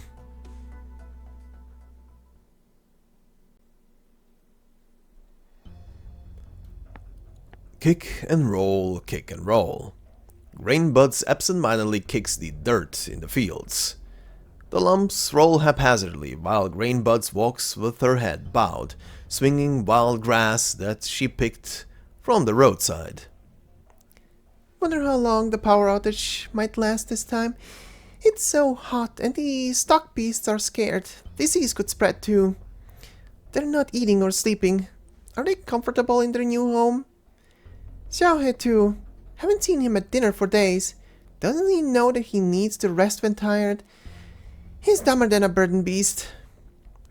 The weather is getting worse each year, and the crops don't grow well. Has Shennong really abandoned this land?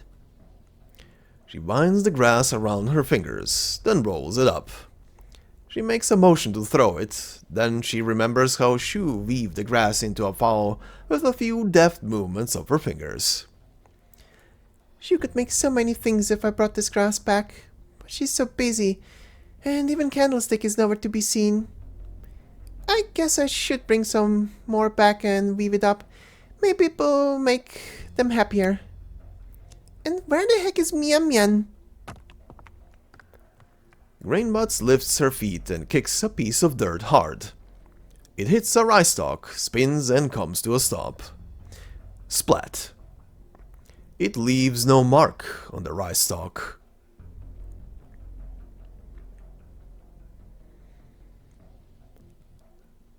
A flood. The crops in the fields bow their heads, just like everyone has. Only a single rice plant stands tall in the carnage. It holds its grains high and proud, almost in scorn of everything else that has fallen, as though it has absorbed the life force of everything around it. When everything else goes dark, it alone blooms bright like life. Grainbuds could not resist reaching out to touch it. It is bright red. A burden beast strolls by the edge of the paddies, the sun shining upon it. It is bright red too.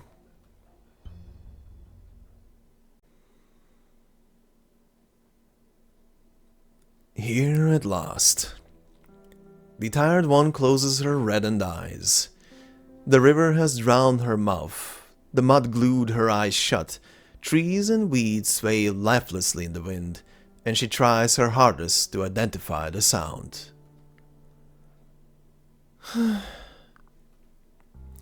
She brushes her hand against the fallen seedling, and it stands back up in the mud, enervated.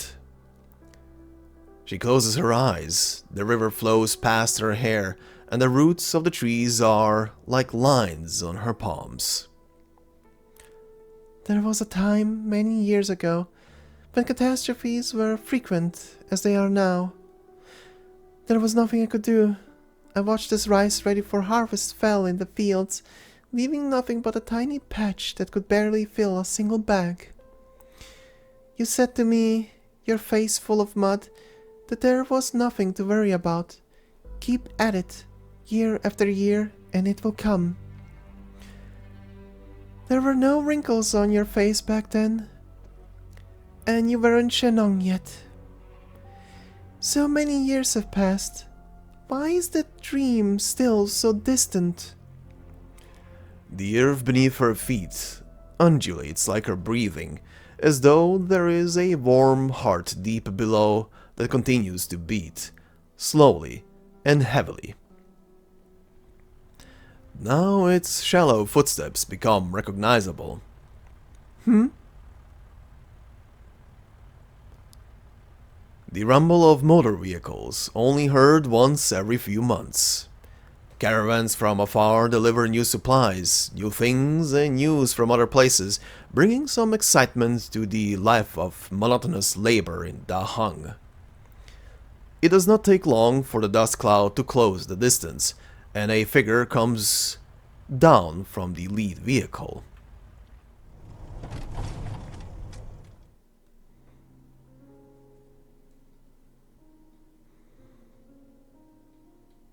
He is wearing a light, spotless shirt, and wind and smoke follow him for 10,000 li. You're back.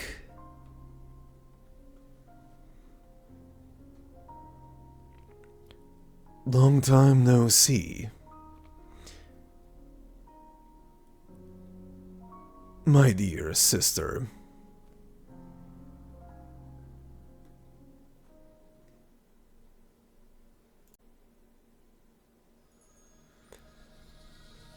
And that is our second stage. Before I say anything and do the outro very quickly, we do have one new enemy here, which is the Consumption, a fabric construct that contaminates plants, capable of spraying blight from a distance. Even crops on agricultural plates are at risk.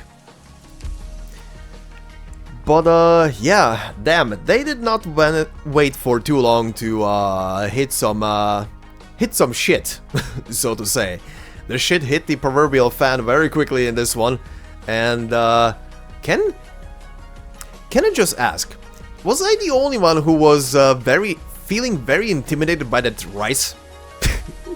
That one picture, that one CG of that infected rice, and those descriptions going along with it, I was very intimidated by rice. What the hell? That was very sinister. What the shit? And poor freaking grain butts? Really? Really? This is how you're gonna go down? This is how you're gonna get infected? Really? You're gonna touch red rice? Never touch red rice. Never, never, never touch. Never touch. No. Avoid. Run. But that will be for next time to see how things evolve from here. Also, oh boy, that last guy is filling me with a lot of I don't want to be associated with this guy, but we'll see where that goes. The look in his eyes is just pure wickedness. He does not see anything.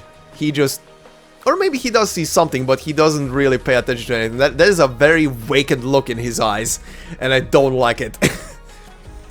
But yeah, we'll see how that evolves next time. This is definitely a beginning to a story, and I'm very excited to see where this goes, and the pagoda nonsense as well. That beginning of the story was something else. Building a pseudo Farenmut out of a, well, like a simulated one out of a nomadic city. That is something, alright. The sisters are busy. But yeah, we shall see how this continues next time. Until then, all I can say is, if you've enjoyed this part so far, please consider leaving a like. It will help me out a lot for the algorithm. If you're new to the channel and enjoyed this, consider subscribing. There is a lot more. Like I did in the introduction to the video, there's pretty much everything. Literally everything. Every single side story, vignette side story, main story, you'll find everything on the channel. Just put them on, enjoy them, and go about your day. And yeah, if you want to support me even more, there are memberships on the channel. Like I always say, there will be no video behind a membership, and they're pretty much just there to support me more directly. And I very much appreciate it. To everyone who is already a member, thank you very much. Much appreciated. Really, really helping out a lot, guys. And yeah, thank you. Thank you for watching. Hope you have a fantastic day wherever you are. Hopefully your shoe pulls are going astronomically amazing.